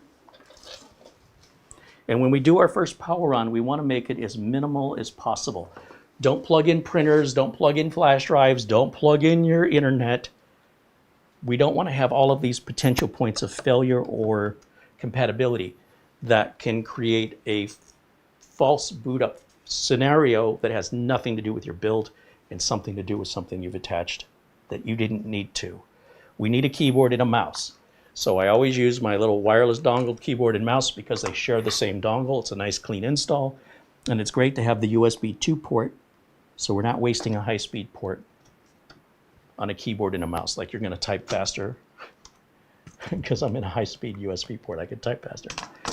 And then finally, I need a power cable. And hopefully this will reach. It's going to be tight.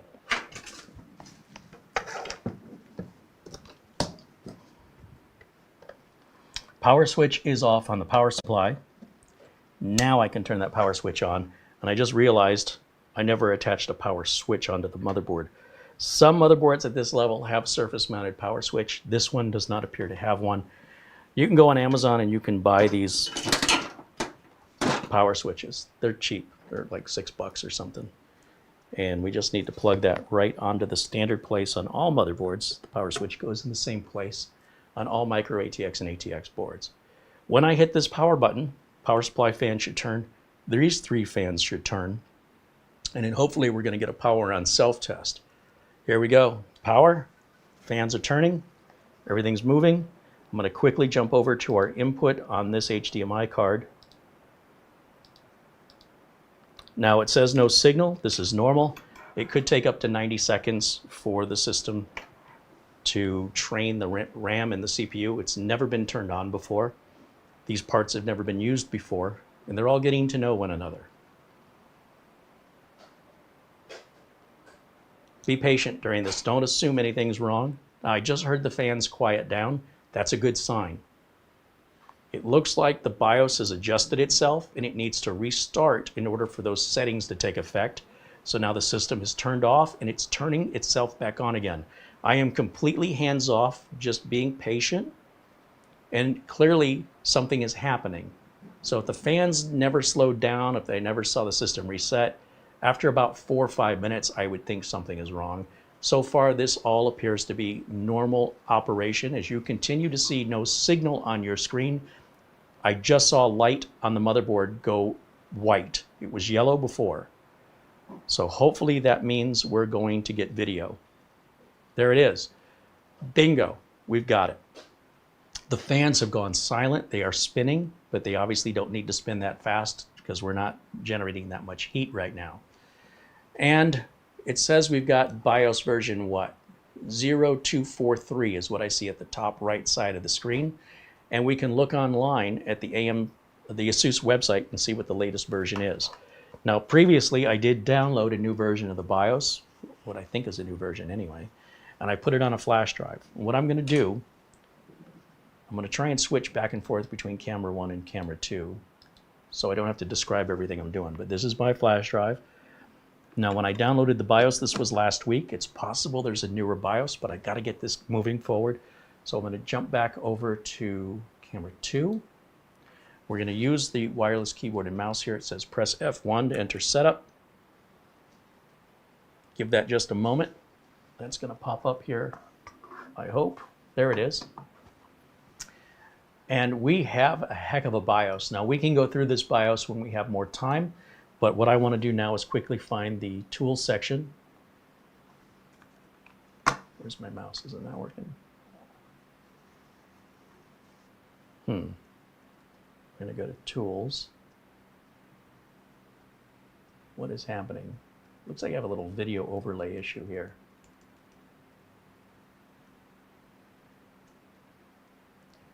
What I'm going to do at this point is just unplug my HDMI cable and plug it back in again. I think this is a capture card issue. Yeah, that didn't seem to help anything. We had an issue like this before, and I'm not seeing my mouse moving at all for some reason. The keyboard works, but the mouse should be working in the BIOS, and it's not. So what I'm going to try and do is find a way to keyboard over to where it says Tool at the top of the page. Q fan control.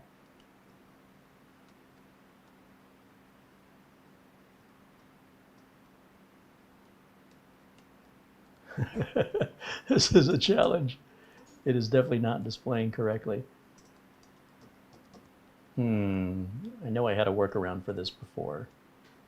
Oh, I know what I did before. I used my USB-C to HDMI adapter is what I did. So I'll tell you what I'm going to do. I'm just going to turn the machine off and turn it back on again just to see if the video synchronization issue is an incompatibility with my capture card or just something unique that happened on that first boot. So I've shut it off, turning it back on. It should fire up much more quickly now. Because it has nothing to boot to, it should automatically go in the BIOS or give us some kind of an error. And we should find out here in just a moment.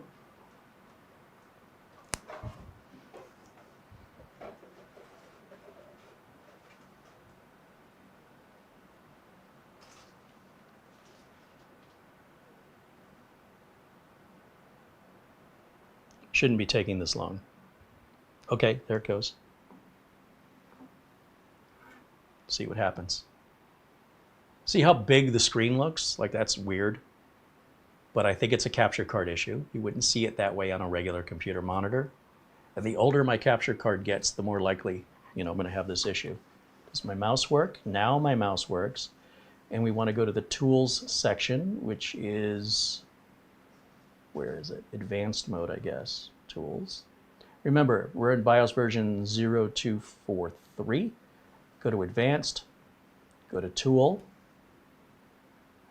This is pretty much the same on all Asus motherboards. If I can get my mouse to align. We want the Asus Easy Flash utility, and it automatically sees our flash drive right here. And it does not see a BIOS on here. That's weird. Maybe I downloaded the wrong BIOS. Don't force a BIOS onto a flash. Oh, I see. It's looking for, this is new. You don't have to unzip the file anymore? Ha! You could just copy the whole zip file now. That's cool. I am accustomed to simply extracting the contents of the zip file, but now Asus is automatically looking at the zip file for you. I wasn't aware this was a change. I like it. Makes things less complicated. There's the BIOS, clearly a much newer version at 0806. We'll click on that. Yes, we don't have BitLocker. Do you want to read? Yes. And this is from late September. It's entirely possible another BIOS is out, but I'm running out of time today, so we're going to just stick with this one for now. And this probably enhances memory compatibility and maybe unlocks a little more power out of the CPU. With these first-gen CPUs, they often have little hiccups, and Intel has flatly said that there has been a performance decrease from what they were expecting that will be addressed in BIOS updates and Windows updates. So is this one of those? I don't know. This is the first time I've even used the CPU. It's too hard to determine any sort of benchmark on it other than it's working. The LED on the water block is fully lit up. I don't suppose it works until you put the software in that communicates through the USB, and we can identify what we want that LED to represent. So for right now, just out of the box without using any software, it just lights up 100%.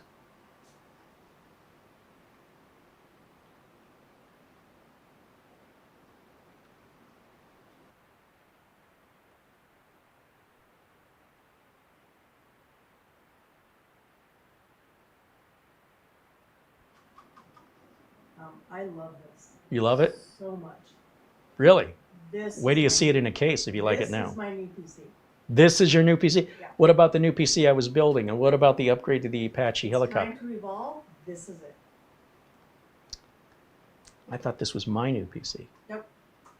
Now, I didn't even click OK. It automatically started to reboot on its own. And we're just going to let it process. When you're updating a BIOS, you want to let that do whatever it needs to do. Don't try and interrupt. Don't try to make it go faster. Don't assume anything is wrong unless a good solid 15 minutes has gone by. Give it time. Ghostly says the latest BIOS is 1002, so that would be newer than what we have. And when you get brand new technology like this, you should expect frequent BIOS updates for the first few months. I'm not surprised, but that'll give us something to do next time. We'll update again, and then we'll install Windows, and we'll also get the motherboard placed in the case, and I will figure out what power supply I want to use in this. Right now, this power supply we're using is just for testing purposes. Now, the reason why I said you don't want to interrupt it is just like what the screen says. That first reboot didn't mean it was done. It is now updating firmware, LED firmware. And it may do this 2 or 3 times. So leave it alone until either it boots you back into Windows, if you had Windows on it, or takes you back into the BIOS, then it's done. At that point, we're done with the flash drive and we can erase the file because we will never, ever need that file again. All right, any final questions? This is going to wrap it up for today's video as we wait for this update to complete. And we'll continue probably next Friday with this build, but we have a lot more exciting videos to bring to you this week. Things have gotten super busy over here.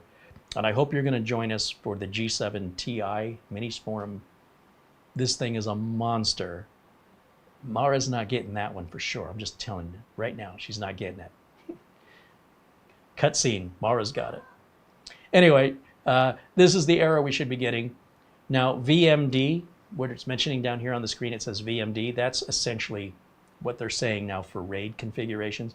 When you've got 4 M.2 drives, this is a proper way to implement RAID from my perspective as a tech. And that is that we would boot from the Gen 5 and we'd use the other 4 M.2s as a big RAID 1 or RAID 0 or RAID 5 array.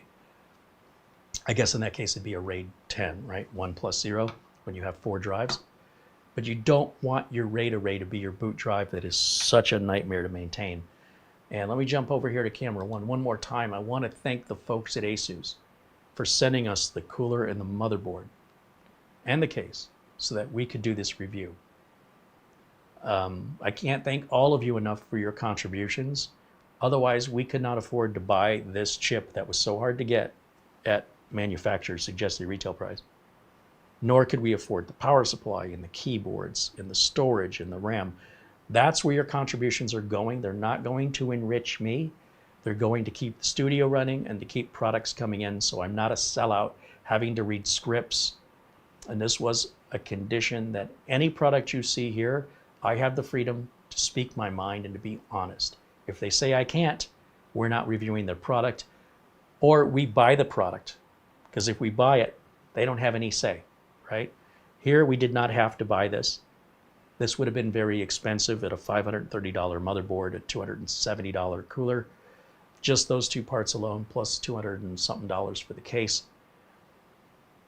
But it is a very, very powerful system. By today's standards, you can't really get much better than this without going into, doubling or tripling the amount of money you have to spend. So I can't wait to actually see how it runs and to get my hands on the Ultra 9 to see how terrible the Ultra 9 is. Also to see how great, I'm assuming how great this cooler works, how quiet it is, and how efficient it is. To play around with the software a little bit. We've got so much more to look forward to in this build series. And like I said, I still have to determine what power supply I'm going to use. We don't need anything too powerful unless we're going to add an external GPU or a discrete GPU. The GPU itself needs 750 to 850 watts overall for the system and the GPU. And as you get into that level of wattage, the prices go up significantly. Wouldn't be uncommon to put 1,000 watts on a system like this with a discrete GPU. Without the GPU on it, 500 watts or better is probably fine.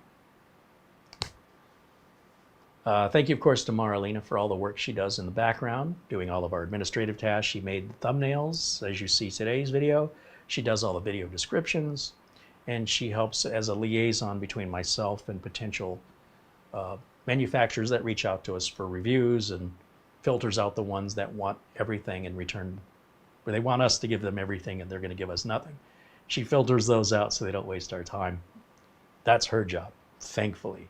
If you guys want to write into us, you can use our email address, which is, I can put this on the screen.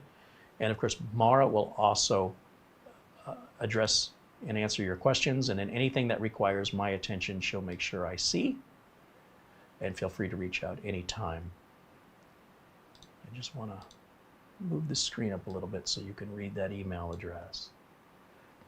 To our members and our supporters, I can't thank you enough. Without these members and supporters, all of you who get to watch this for free and have never given us a dime, it's because of those folks that make these videos possible.